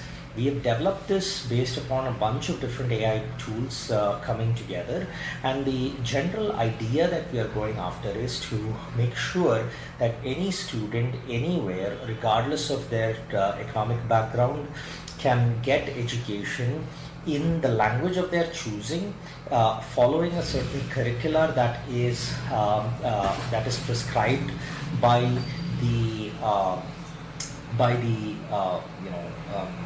CBSE as well as other national boards, and making sure that we also take into consideration the cultural nuances that they might be aware of. And we want to do all of this while keeping the parents and the teachers and the administrators in the loop so that they can control the pace at which the student can learn, as well as get constant feedback on the student's performance. This is based upon certain technologies that I developed in my lab, as well as certain technologies that have been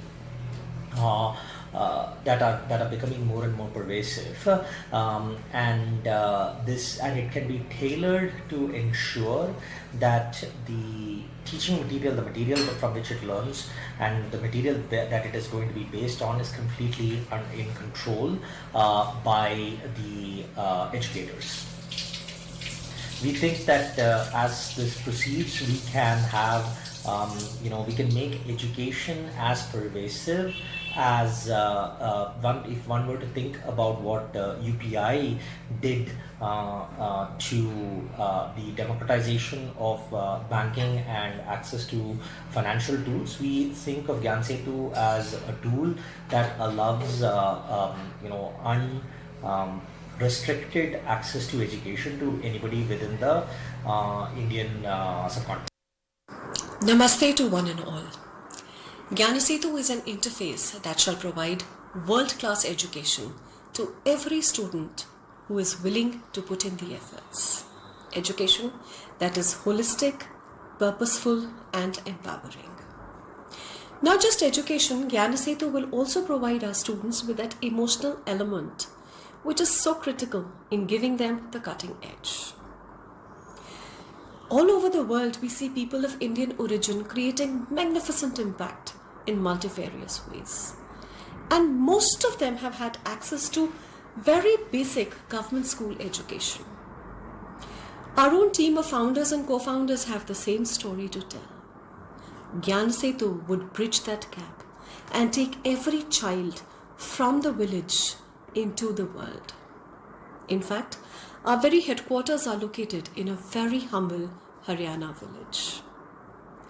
I congratulate our co-founders Anshul Rohil and Ashwin Gopinath for creating this vision and turning it into a reality. Jai Hind.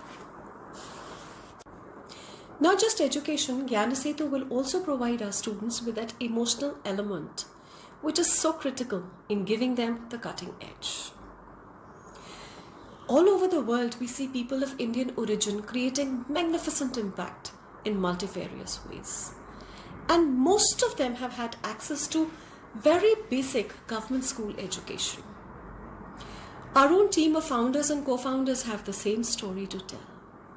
Gyan Setu would bridge that gap and take every child from the village into the world.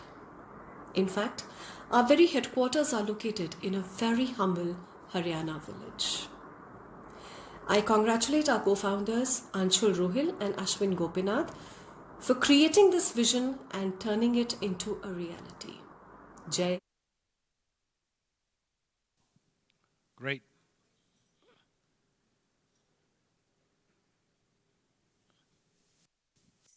Let's start sign-in with your student's credentials, which will redirect us to the AI chat window. Here's the student dashboard, which gives a clear overview of performance and progress, allowing parents to stay informed about their child's challenges in various subjects. Now let's get back to the AI chat window and let's try with example for grade 10. What is quadratic equation? So for grade 10, it offers detailed explanation as it breaks it down into simpler concepts.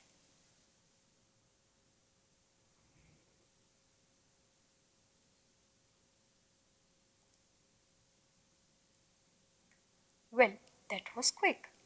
Now let's level up a bit and sign in with the credentials of a LLB student.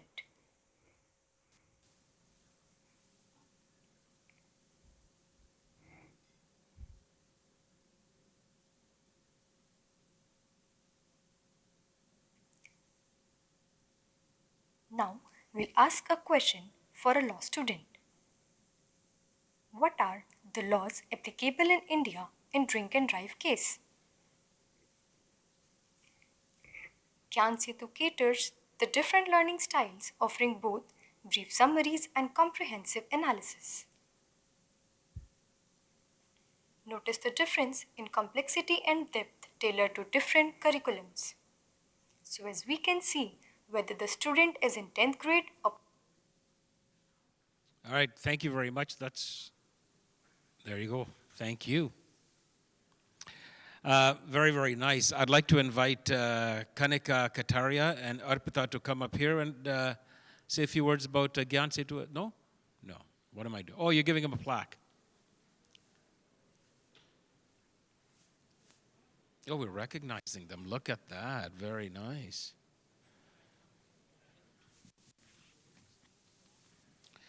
The IMEC Impact Media and Events Corporation AI Global Excellence Award is presented to Gyan Setu at the 5th IMEC Education Conference. Wow, congratulations.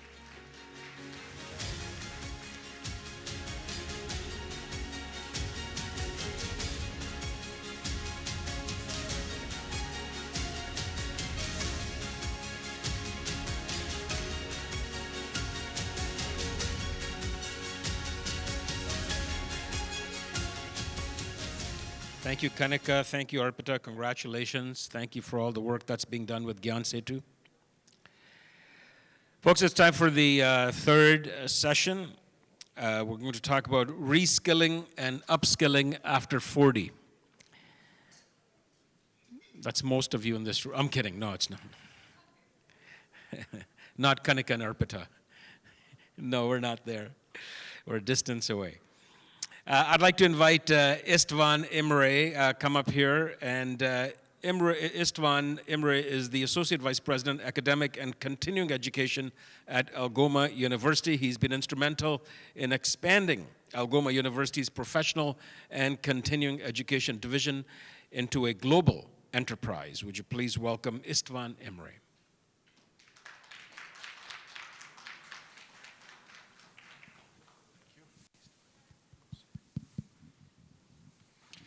Hello, everybody.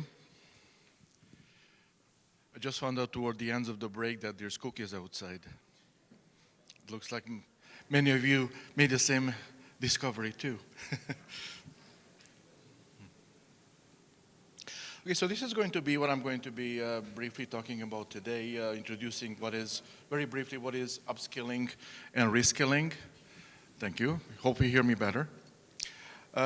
Speak a little bit about what are the challenges that are faced either by employers or even often by the employees themselves, and then propose some innovative approaches, and then also say a couple of words about what we do in this regard at Algoma University. So what is upskilling and reskilling? In a case of upskilling, you have an average employee who might be interested in learning new skills to enhance their abilities in their present work environment. In the case of reskilling, it's very similar in the sense that they are acquiring new skills, but in this case, it would be perhaps for when they might be looking for a new career.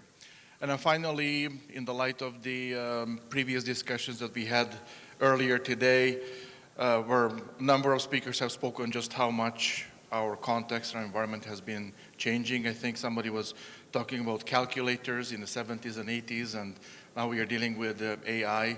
I think it has become very obvious to all of us that lifelong learning has become for some time and will stay sort of important staple for anybody who would like to keep up with the changing context and environment around us. So what are the challenges that mature workforce might be encountering? There's several, and I just mentioned a couple here. One of them could be skill gaps, what we might, from a perspective of the employers, what you might be seeing as the environment and technology is evolving around us. The workforce, unless you constantly seek new talent or you provide professional development opportunities for your workers, ultimately what you're going to find that your workforce start lacking skills. The second is, in any kind of environment, especially in the 21st century, as change becomes the only constant, what you'll notice as an employer is that it becomes increasingly more difficult to compete for top talent. Hence, it's going to be very important to create the opportunities for employees to retain them and offer them the professional growth opportunities and and make them passionate about staying with your company or institution. And then finally, the relevance of the skills. When you have an aging, more mature workforce, you will face a decline in their skills, especially if the job environment is changing, as well as, of course, as technology is developing further and further. A couple of larger scale challenges, key challenges that we see in this regard. We see across, perhaps the first big, I think, punch under the belt for the planet whole was about 3 or 4 years ago. We went through, and we are still kind of in it, the COVID-19 pandemic. We also saw, and previous people have spoken today, or presenters have spoken today about the fact that in some parts of the world, or even in Northern Ontario, you don't have to go too far, you see a decline in domestic enrollment. On the other hand, external government decisions, which we heard today, they keep happening nearly on a monthly basis, also restrict the supply of international students, again impacting both domestic and international enrollment.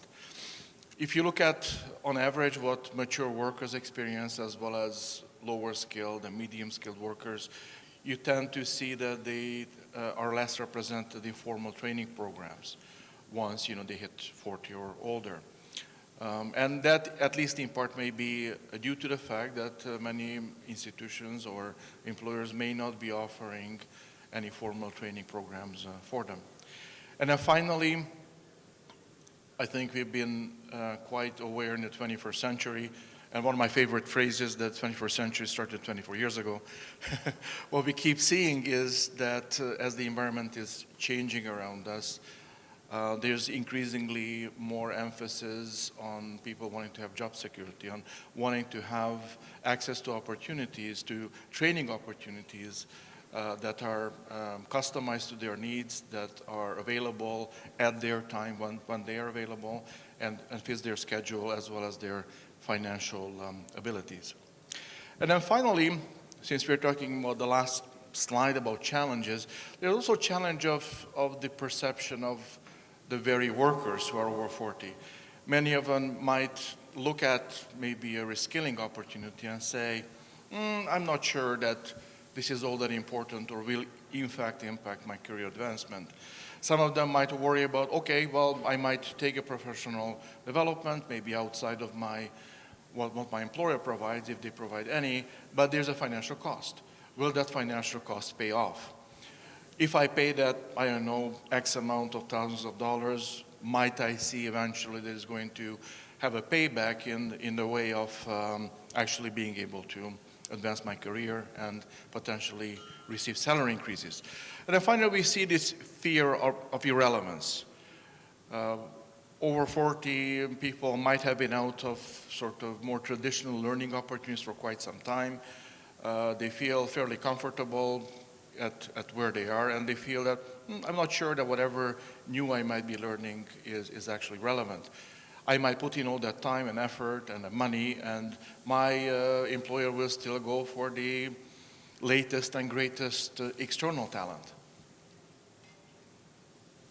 So what are the innovative approaches that one could address? I don't believe that you're going to be seeing anything new here when you think about what anybody would like, whether you're over 40 or under 40, really, is anybody who is offering any kind of training opportunities, you'd like them to be flexible, you'd like them to be accessible. We would like them to be offered at a reduced price. Everybody would love to acquire new skills in the shortest amount of time possible. I think once you leave the university where you're full-time or college or whatever you might have been studying at, where you pretty much were doing that full-time, once you start working full-time, the allure of spending months or potentially years in a given curriculum, studying a given curriculum, may not be all that attractive. And then finally, we need to do overall a better job, and you heard, I think, a lot from our colleagues before, that is we need to put a very strong emphasis in offering the right skills. If the 40-plus employees don't feel that the skill is being offered is aligned with what the employer needs or what maybe their disciplinary area needs, the likelihood is that they may not actually go for it. So what I'm offering today is, in order for us to create optimal environments for employees over 40, it's really it's a collaboration of several relevant stakeholders. And one of them is, perhaps not surprisingly, that I would like to mention is educational institutions. They can and have been playing a crucial role by offering something that is flexible, that is hopefully conveying to the audience or the interested student candidates high demand skills. We've spoken earlier on about the need that we need to come up and credential curricula and certificates that are really aligned with what the market needs. And then finally, as I mentioned, once you become 40 and over, you put a lot of value or a lot of emphasis on whatever training you need to do that is happening adapted to your schedule. It's happening in a format, either in person or hybrid or online, that it actually enables you to complete that in the most optimal way possible. Employers, perhaps not surprisingly, also play an important role in this picture together with educational institutions. And they can help this initiative by providing access to relevant training programs.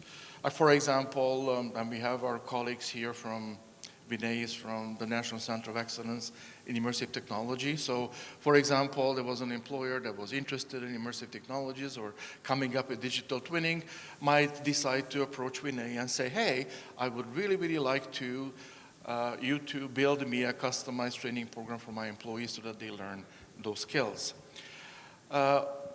Another important element is the financial barrier. So if you're working, you might have a family, you might have a mortgage to pay. Often the idea of forking over thousands of dollars for yet another professional development opportunity may not appeal to you. But on the other hand, the employer, if they really want you to train, they can provide the financial subsidy or support to enable you to do that training. From an employer perspective, it's also important to be flexible, to create a welcoming, supportive environment for the employee to undertake that. If you tell them that, hey, you got to be here from 9 to 5, and no, absolutely not, you can't go anywhere during the day, employees will shy away. But on the other hand, if you say, hey, it's okay, if 1 or 2 days a week, you might undertake a given, professional development opportunity, and as long as the work is being done, everybody's happy. It's also important to foster culture, whether you're an employer, whether you work anywhere really, whether you're an educational institution. Nowadays, it's important to have this culture of lifelong learning. We never really stop learning. I remember when I was a kid, my parents used to say, it's like, you never stop learning. You always pay attention. Try to find the lesson in everything that you do. And me as a kid, yeah. I'll go to university and that's it. And once you get older and older, you realize, no, actually, I think my father had a point.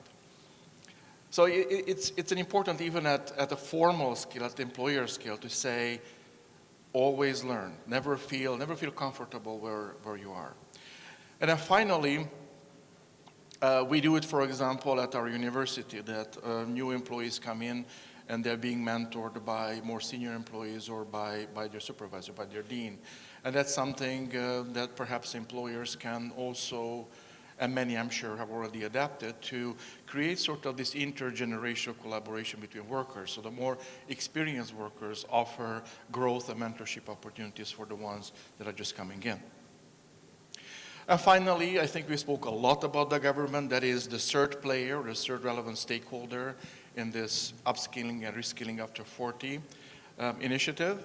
And them two are, I don't need to, I think, repeat what our previous panel speakers have mentioned of just how important the government really is. It can really make something possible, accessible, create opportunities, or create new laws or decisions that ultimately might impact, for example, the influx of students into Canada, impacting both employers and education institutions, and really all areas of the economy. So in this regard, governments are really important to really encourage lifelong learning opportunities, to provide financial assistance to reskilling programs.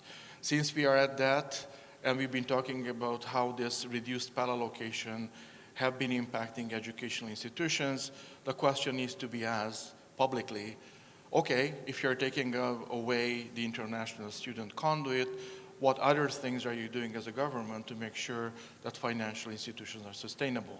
Are you going to be increasing our operating grants? Are you going to unfreeze tuition in Ontario?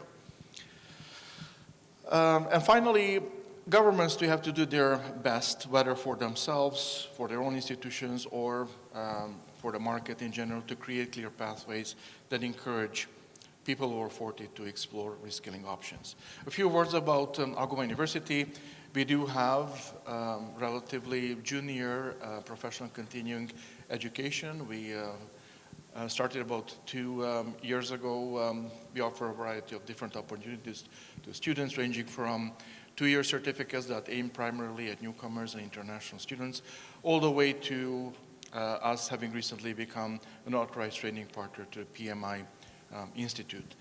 We offer learning at an intimate and personal scale. We are a small university, and we are proud of that. We have staff and faculty very caring and care a lot about the students, academic excellence, and the success of the students. We also are in the process of building further innovative and market-aligned certificates. We also have this special mission of cross-cultural exchange between indigenous communities, domestic communities, as well as newcomers. And we are looking forward to be working with you as the Brampton community to create custom training programs that will serve your needs as well as those of lifelong learners. And final conclusion is, as you've seen throughout my presentation, these 3 major stakeholders, so government, educational institutions, and employers, need to come together, provide an appropriate, define the value proposition in upskilling and reskilling, and making sure through a variety of initiatives that these are possible, in fact attractive to both employers and employees. And one might make I think the very valid point that if you're over 40, that doesn't mean life is over. You still can contribute your experience, your knowledge to the initiatives and goals of your employer. So it is really crucially important to look at this proportion of the working force and make sure that they have the appropriate development opportunities, and ultimately create and maintain an agile workforce in Ontario. Thank you for your interest, and maybe I'll allow Jonathan to come and do his own presentation.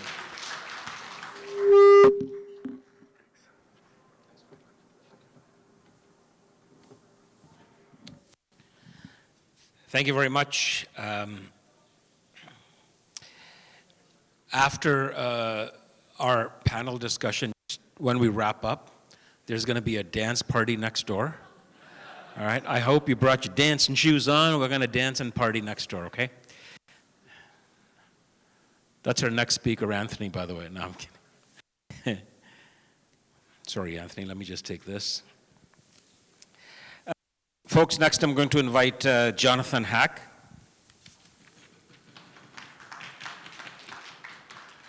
Wow, look at this. He travels with a fan club.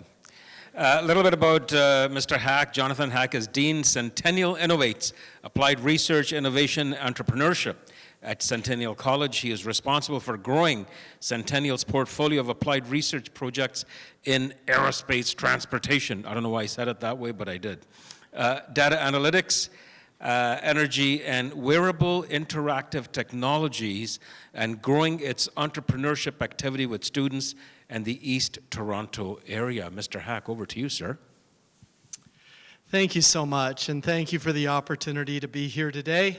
I really love the innovation portfolio at Centennial College. It allows me to interact with students every day, and it puts a particular focus on this training of next generation professionals. Before I get started, I want to give you a little bit about my context here. So, as was mentioned, I'm the Dean of Centennial Innovates. That's the applied research, innovation, and entrepreneurship activity at Centennial College. At Centennial College, we just don't take students' money and thank them for attending Centennial College and give them diploma degrees. We make our entrepreneurship programming available to any student across all streams of programming. Whether you're in hospitality, you get a dedicated artspreneur program.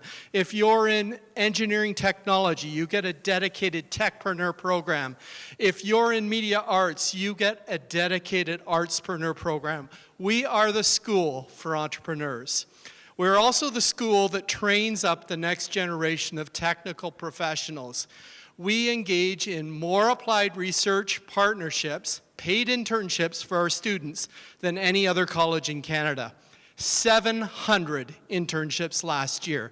So just a tremendous opportunity for our students. And in fact, we have one person in the hall today who is a former student who partnered with a company on a project, and this is what happens all the time. They partner with a company on a project, they get hired by that company because the company realizes how excellent these students are, and they have employment and immediate income earning potential here in Canada. So that's fantastic. 32 years of industry experience. I don't view myself as an academic, so I came from the automotive and the aerospace sectors, and I've had to constantly reskill and upskill in my career. So as soon as I graduated with an engineering degree from McMaster University many years ago, within the first couple of years, I went back to college and I learned about machining technology. I learned about pneumatics and hydraulics because I didn't have those practical skills that I needed as an engineer to be really effective. And so really grateful for those opportunities. And then I followed up with some additional training in MBA at Schulich School of Business, and then statistics training at the University of Waterloo, how to do control theory, how to do it properly, how to realize what's in control and out of control, and optimize manufacturing processes. And then lastly, I would say, and I've touched on this, I'm passionate about upskilling. I think upskilling is not for people over 40. I think it's for everybody in this room. I think it's for everybody who is full-time employed in industry. You need to be continually thinking about reskilling and upskilling to be successful in your career. So when I was invited to make this presentation today, I went and decided to get some information on where the job market is today and why is upskilling and reskilling important. Well, from a report that the World Economic Forum did back in 2023, so just a year ago, they're saying that 44% of core skills for workers are going to change within the next 5 years. 44%, almost 50%. Those are the core skills too. So those are the top 5 skills that you read in any job advert. It's not the other fluff that they put on the bottom. This is the top 5 skills. So very, very important to pay attention. But my question would then be, why are they changing? What's special about where we are now? Well, first of all, you'll see that the green transition is very, very important. A big part of my background is in the transportation sector.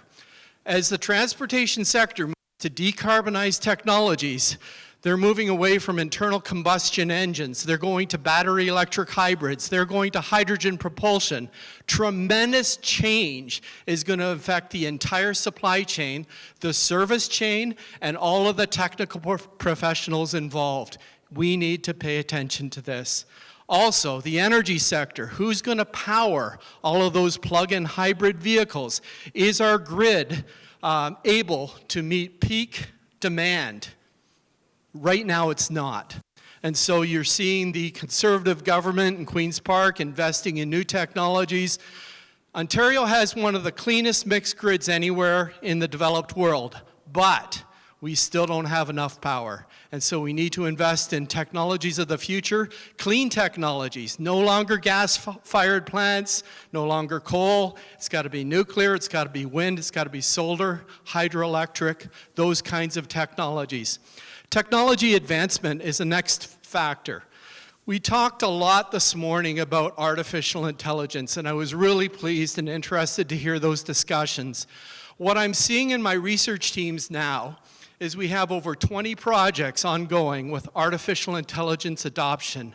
At this time last year, we probably didn't have half that many. And it's just ramping up exponentially with near-term applications that drive benefits to the bottom line. If you're not involved, if you're in a company and you're not involved in AI, you need to get with the program and get involved with AI. The last factor affecting things is the economic outlook. And this assessment that was done by the World Economic Forum was done in 2023. But I think a decrease or a downward trend in economic outlook is really probably something quite prevalent right now. So you're seeing the advent of the Trump policies south of the border that are trumpeting tariffs, 25% potentially for Canada. What will that do? That will raise prices for everybody. When prices are raised, that puts pressure on incomes. That could drive inflation, which can have serious uncertainties for the economy. And so lots of headwinds that we're facing in the coming years. I also wanted to talk a little bit about the human-machine frontier. And in just 5 years, it is estimated that machines are going to take on an additional 9% of roles. Now, this trend's been going on for a long time. So I graduated from mechanical engineering back in the 1980s. And my first job was to go and work in General Motors at their vehicle assembly plant in Oshawa and work on robotic assembly cells for the body shop. And I was responsible to install new robot welding systems, and these were great, and everybody loved it because what it did is it took some of the dirtiest and the most arduous tasks that people were working on anywhere in vehicle assembly, and it gave them to machines. So nobody was fussing over that. But what's happening now is that automation is just not for the advanced manufacturing sector any longer. With AI, with big language models, you're seeing the advent of change across educational sectors. You're seeing it in healthcare sectors. It's pervasive. It's absolutely everywhere. This slide I find particularly interesting because, as I mentioned, I spent 32 years in the private sector, and businesses expect a quick return for any of their training investments. And so whether they're going to move people around the operation, whether they're going to get contracted workers in, whether they're going to outsource the work, whatever it is they're going to do, they're looking for a quick return. And this chart says they're looking for a return within a year. I find that very credible, having worked in the private sector for 32 years. So companies are looking for a very quick turnaround in terms of, do they have the right people on the shop floor doing the right job in the right seats to deliver the best value for their customers? So, if you're someone sitting here today and you're wondering, what should I do? How do I position myself to participate in the growing jobs of the next economy? A couple of points, I would say. First of all, understand the dominant forces that are shaping the economy. This isn't rocket science particularly. You can look at all the chief economists that are out there, the head of the Bank of Canada, what they're saying, what the head of the US Fed is saying. What are the trends for the future? The World Economic Forum. I read a book recently by Stephen Poloz, who is the former governor of the Bank of Canada, and he pointed to 5 tectonic shifts that are going to happen in the economy of the future. And a lot of it has to do with immigration, aging workforce, and those kinds of factors. But the one buoyant force that's facing the economy of the future is innovation. And that's why I'm so passionate about innovation, to really be a force for good in the economy. But as an individual, I would say you need to also be very proactive in preparing for future changes. And so, what do I mean by this? You need to understand where the jobs of the future are going to. So those macroeconomic trends, why they're so important, and what are the skills that you require for that next job, and why should company X hire you? Why are you the best person for the job? And then number 3, understand what it takes to get that next job. One of the things I used to do is go through the job adverts and see what those aspirational jobs were that Jonathan Hack wanted to apply for, and be very pessimistic about my chances to get those jobs and very hard on myself to see whether I could potentially find my way into those roles, and then do a gap analysis. This is what the job is asking for. This is where I'm at now. What do I need to do? What are the sequential steps that I need to follow to ensure that I'm the best candidate for that next job? Now, from a company perspective, it's a little bit different. So if you're a senior leader in the company, as Peter Drucker used to say, and I love Peter Drucker, the job of a corporation is to create a customer. And he couldn't be closer to the truth. I really agree with that. I would say companies need to double down on their customer focus. Each company needs to have a profound knowledge of their customer. What are their needs? What are their wants? And how are these needs changing? How do we meet these needs better than anybody else does? And what more can we do? And how are we improving at meeting these needs? So we have a lot of folks here today from the post-secondary sector. How are we meeting the needs of our students? How are we doing that better than anybody else? It's all about differentiation. Where are we better? Where are our pitfalls? What is the gap analysis that we need to perform? And how do we need to systemically analyze and ensure that we're doing better? For those that are in the job market, a final piece of advice, and that is to treat your career as a prize asset. And I'm amazed at the number of people that don't do that.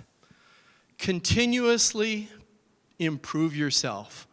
Am I the best person at Centennial College doing this job? And if I'm not, how am I going to improve myself? Because somebody else is going to ask that question sometime in the future.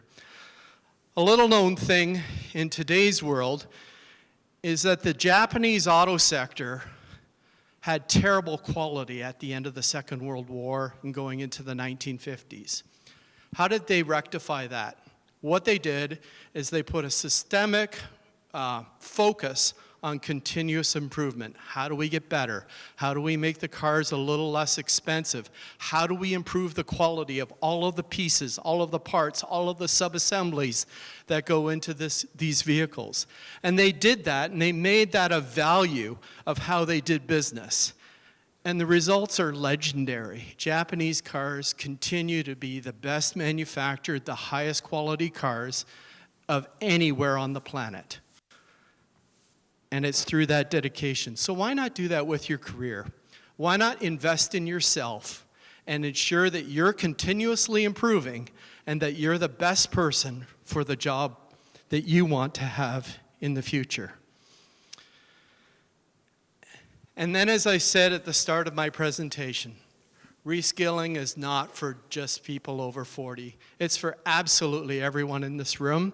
As soon as you graduate from an undergraduate degree, you need to be thinking about, what do I need to do next? How do I make myself better? And continue with that focus on continuous improvement. And if you do, I'm convinced that you'll be very successful in your career. And thanks for listening today.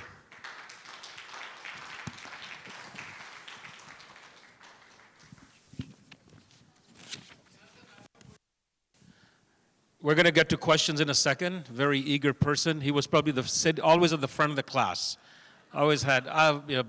We'll get to questions in a second. If I can please invite Vipul Jani to be a part of this conversation, and if I can please ask Istvan as well to come up. Istvan, if you could please come up. And again, now we'll do the panel discussion. And we'll start with the first question before you even go with your question.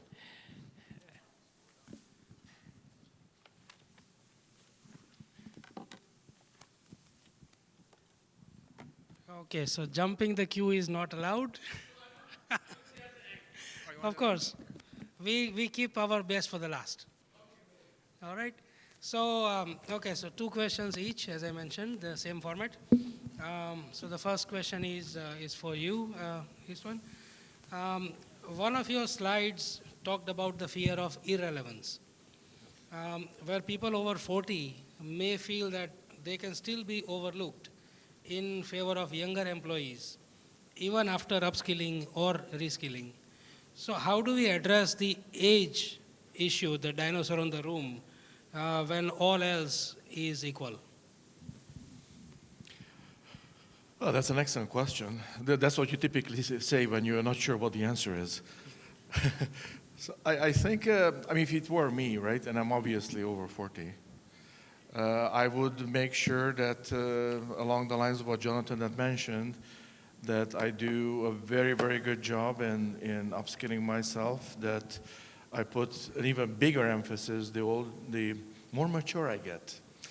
I put even bigger emphasis on keeping up with the technological advancements, increasingly upgrade my skills, and to really ask the question on a regular basis, how can I improve myself to be better than everybody else? I need to be able to offer to my employer a very clear choice. If they're looking for somebody, that somebody is me. But I'm open to, you know, if anybody. Jonathan, what do you think? I couldn't have said it better. The whole idea of reskilling and upskilling is that when your employer comes around to get somebody to do a new activity, that their natural choice is you. Well said. Okay. And another element that I might add, and I realize that it can be different in sort of different workplaces, but creativity and innovation, I think it always has been, but it becomes even more important. So if you wanted to be an employee who appeals to the employer or to your supervisor, it's important to show that you're a good institutional citizen, and you always come up with the next idea where the institution should go. So instead of leaving it to others to whatever the future brings, come forward, own the field and say, hey, I think this is the next place where we should go, and these are the reasons why. All right. So the next question is for you, Jonathan.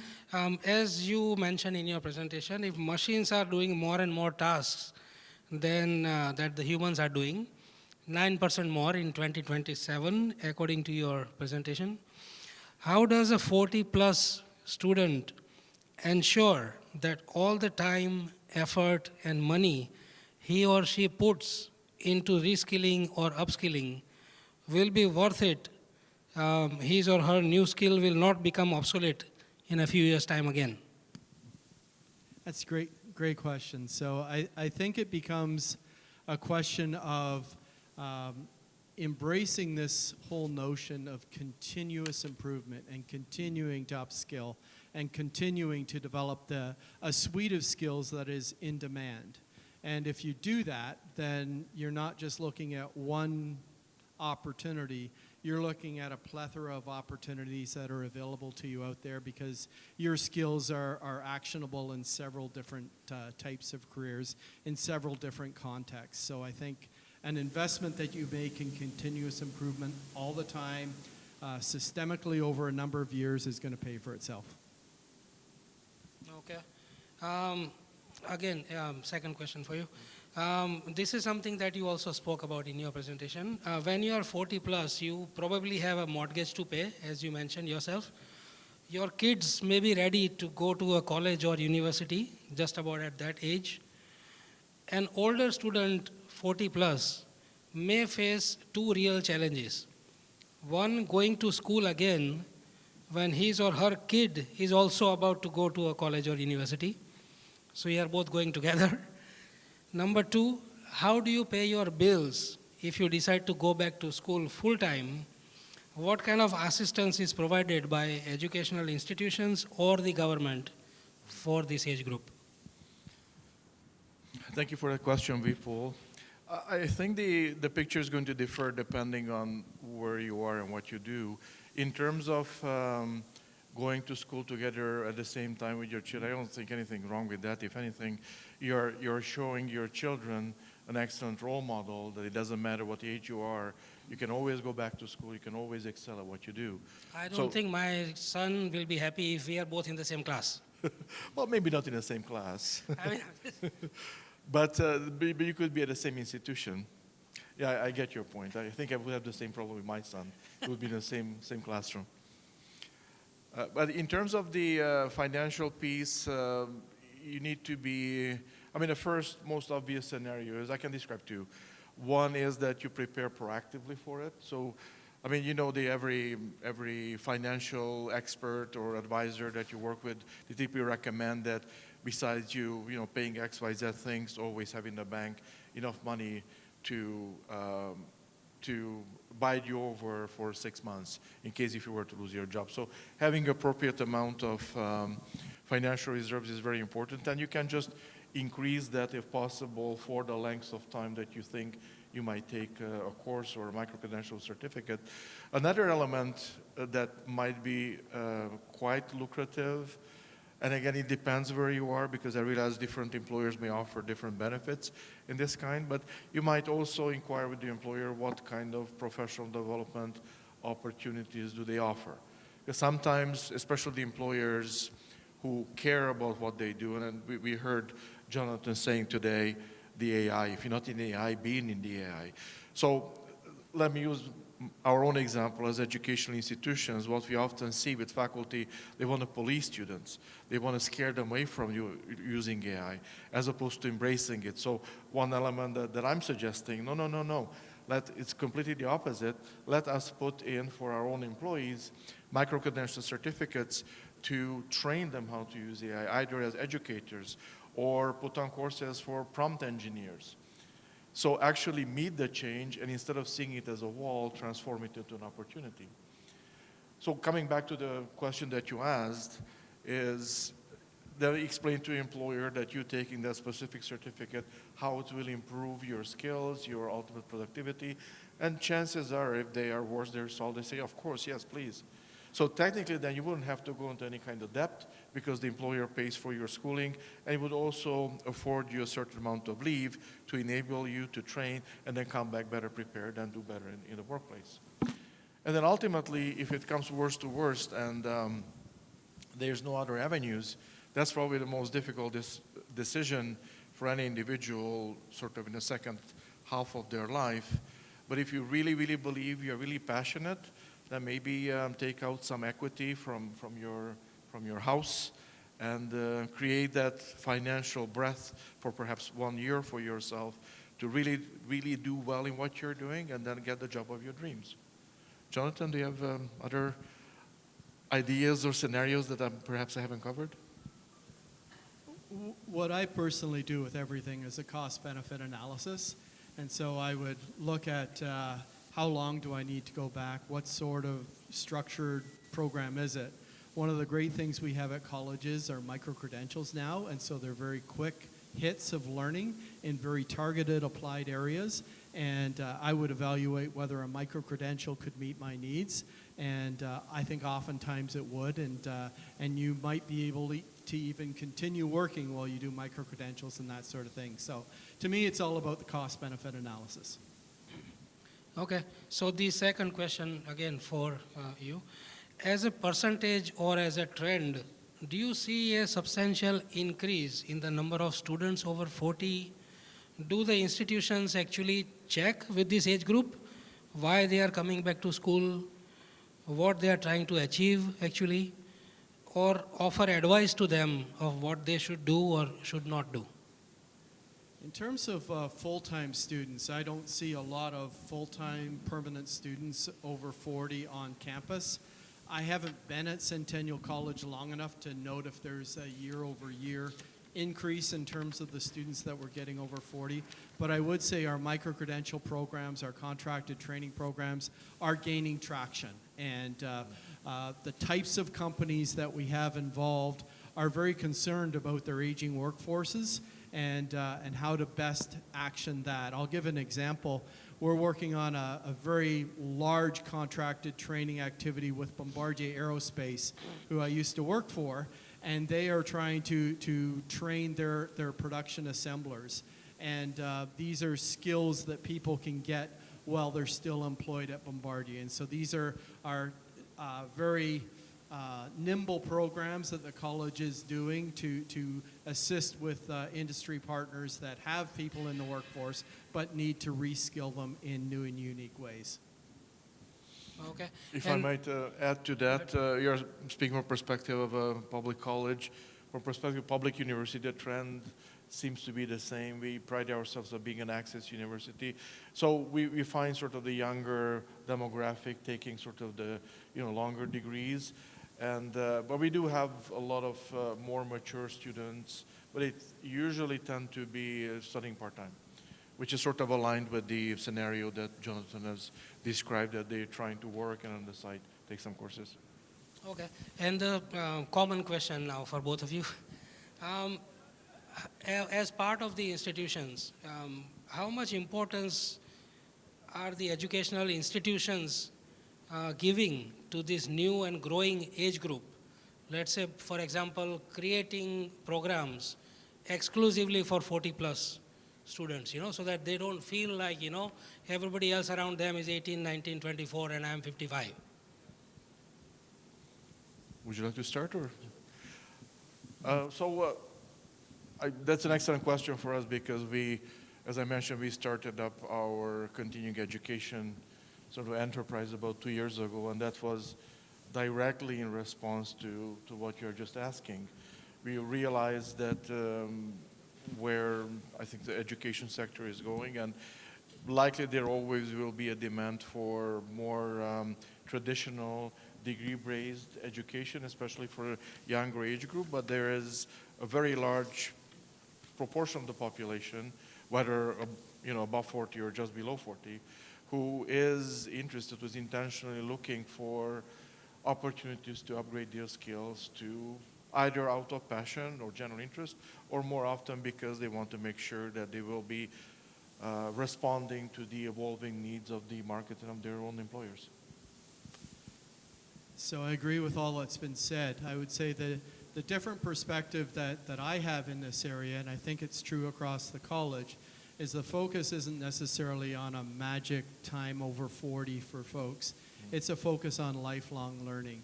And so how do we, when we graduate students, invite them to come back for continued upgrading and engagement with the college in areas where they're interested. One of the things that we're seeing some remarkable interest in is entrepreneurship, as I mentioned before.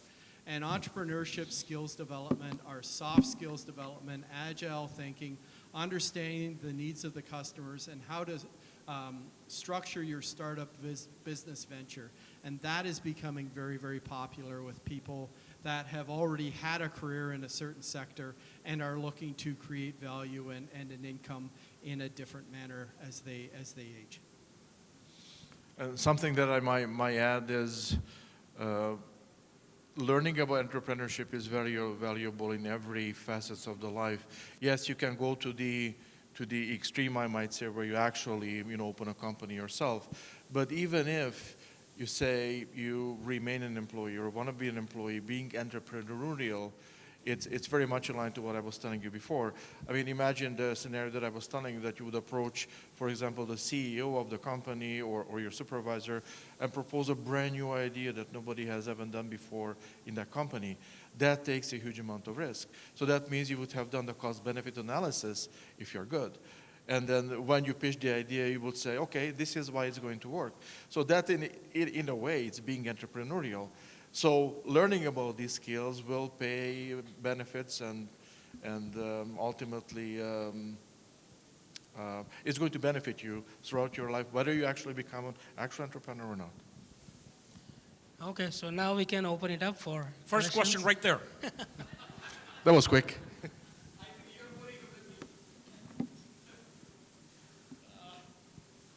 Wonderful, guys. Yeah, it is a very nice information you provided to everyone. So, yeah, it's working, right? Yeah. Hello? Yeah? Yes, it does. You can click my picture first.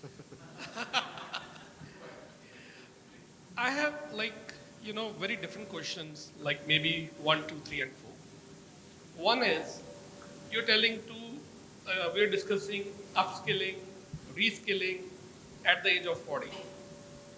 But my question is, who's ever as an international student or a domestic student studying at the age of 21, 22, 23, 24, they're doing some kind of vocational program or a bachelor degree. By the time they come into, main economy, they're doing some job. So how soon they will be reskilled? They require a reskilling, number one. Number two question is, do we have strategy to navigate through all the professions? Like somebody is a plumber, what requirement needs there? Somebody is an engineer, what we need there? Somebody is a mason, somebody is a tiler, things like that. Number three is, what is happening south of us? Mr. Elon Musk is partnering with Mr. Donald Trump in his presidency, in the administration. And I just read that Mark Zuckerberg just been to Florida at his residence to have a dinner. So all these corporates, all these technology, big people, they're coming with the government. What will be the geopolitics impact in the future? And what will be the impact on a person like me as an individual who is working at some capacity, at some form, at some scale, at some point of time in the economy? Thank you so much. So there's a lot of questions there. So I'll start with some that I remember from what you've said. You talked about some of the professions and you mentioned engineering. I was the president of the Ontario Society of Professional Engineers for a couple of years, been very active on their board and on the board of the Canadian Society of Professional Engineers as well. One of the things that has happened in the last 5 years is they are mandating ongoing professional development if you're going to maintain your professional engineering license. It's something called CPD, or Continuous Professional Development. You're seeing it across other professions like nursing and other areas where they have to maintain a minimum standard in terms of their upgrading of their materials, and that's becoming increasingly important. I think there's a real role for colleges and universities to play in that and get involved in continuous professional development programs and to certify those development programs as meeting the needs of the professional associations. So I think that's very, very important. I'm trying to think of some of your other questions. The other thing I wanted to mention is reskilling, upskilling is not always about going back to a college or a university. So one of the things that I did after I lost my job in the bankruptcy of General Motors back in 2009, and one of the skills that I wanted to develop was networking outside of the automotive sector, but also some board level experience. And there are lots of not-for-profit boards out there, and you can volunteer your time, and the benefits that you get out of that are fantastic. And so I became the treasurer and chair of the audit committee at the Ontario Society of Professional Engineers for a number of years, working with the boards and just tremendous networking with people that were in different sectors with different expertise. So it's not all about always going out and going to a college, signing up for a course. There are different ways to reskill yourself. You can choose to enter speaking competitions, get involved with Toastmasters, those kinds of things. Those skills are all very, very important to continued career success. So I think your first question was about international students coming to Canada and then maybe entering some sort of degree at 40 plus. The first, and I can speak to this as an immigrant too, my wife the same. We were also first generation students. So not only we were the first one in our family to go to school, but we also skipped continents. We came from Eastern Europe, from Transylvania to Canada. And we came with those predispositions and ideas that we had from that country in terms of what we wanted to do. And I thought a lot about in terms of, you always look back to your life or other people's lives and see, what could we have done better? What could that person could have done? What could I have done better? And the first most important thing is information is king. Don't just talk to your parents or to your colleagues coming from the same place. Talk to as many people as you can. Try to get information through a variety of sources. It doesn't really matter when you go back to school. It's more important what you do. And of course, the older we are, more mature we are, there is a certain urgency to try to finish our degrees as quickly as possible. Outside of it, there's no recipe that when, say, you do a degree, when you should go back to or think about reskilling. Let me give you an example. The lengths of the degrees that we have at universities, whether it's undergrad or master's, or especially PhD. I did my PhD in 3 years and 1 semester, but I know people did their PhD in 6, 7, 8, 9, 10 years.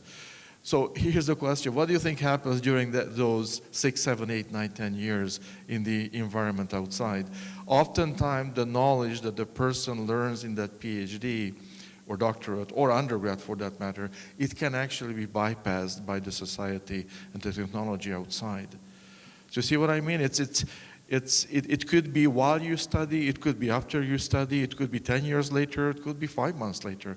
So that's why it's really, really important to constantly be receptive, constantly be informed, see what is happening around you, and react to it appropriately, either by taking formal training opportunities, as we talked, or as Jonathan mentioned, can be informal. It can be something that you, hey, I really want to be a prompt engineer. I want to know about how to use ChatGPT. You go to Coursera, they give you 1 week free.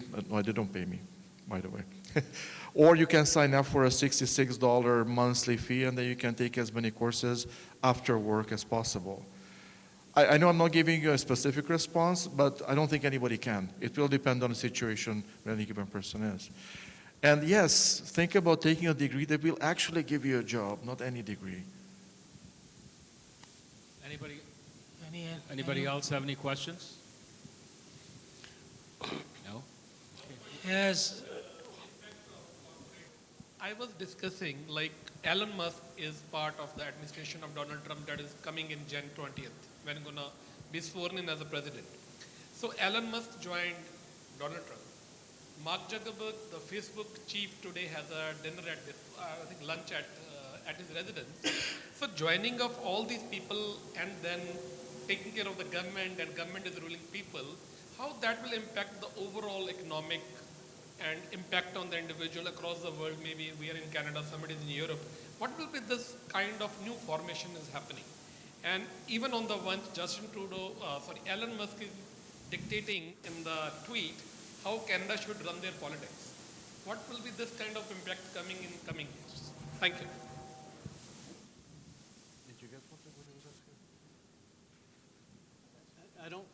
asking? I couldn't understand. Yeah, it's more like business world and the political world, sort of, hand in glove, sort of. Yeah, I think the politics and the change of politics that's going on is going to impact. And I guess, when you look at businesses like Elon Musk and Zuckerberg and all these folks and their relationship with the political landscape, and how is that going to impact them and how is that going to impact Canada? I think that's there you go. Yep. That's a great question. So I think there's going to be an ebb and flow to it. And Charmaine's question earlier, or comments earlier, I think were indicative of that. So there's a lot of advocacy work going on right now to make governments aware of the industries that are going to be really pinched for employees and what that's going to do to the GDP of Canada as a nation. And that advocacy will lead to evidence-based decision making, I'm hopeful. But these kinds of rash decisions cannot withstand the light of good dialogue and questioning, in my view. And so I think common sense will eventually prevail, but it's just a matter of how long is that going to take. Yeah, all right. So if there's no more questions, there is one question. Yes, there's always the finale. So I guess that will be the last question for the day. Yeah.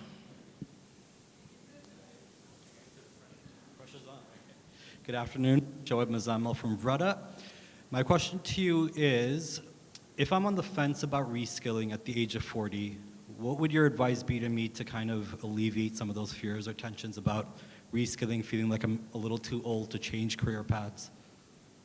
There's no way you're 40, first of all, liar. But let's pretend you are. Did you guys get the question?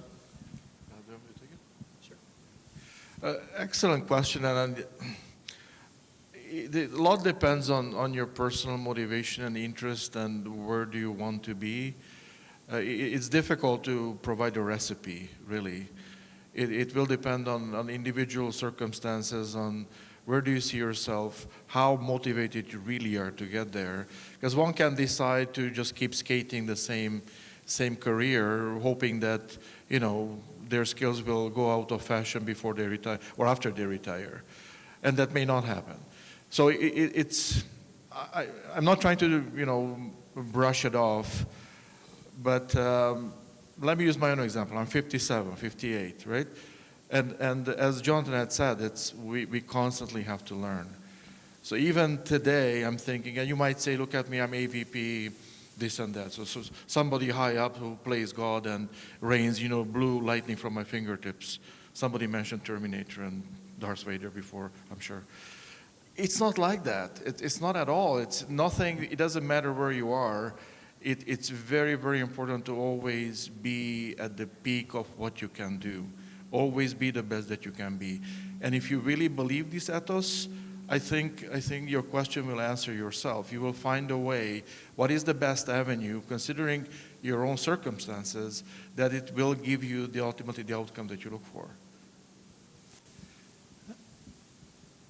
Just to add to that, I'll provide a personal story. So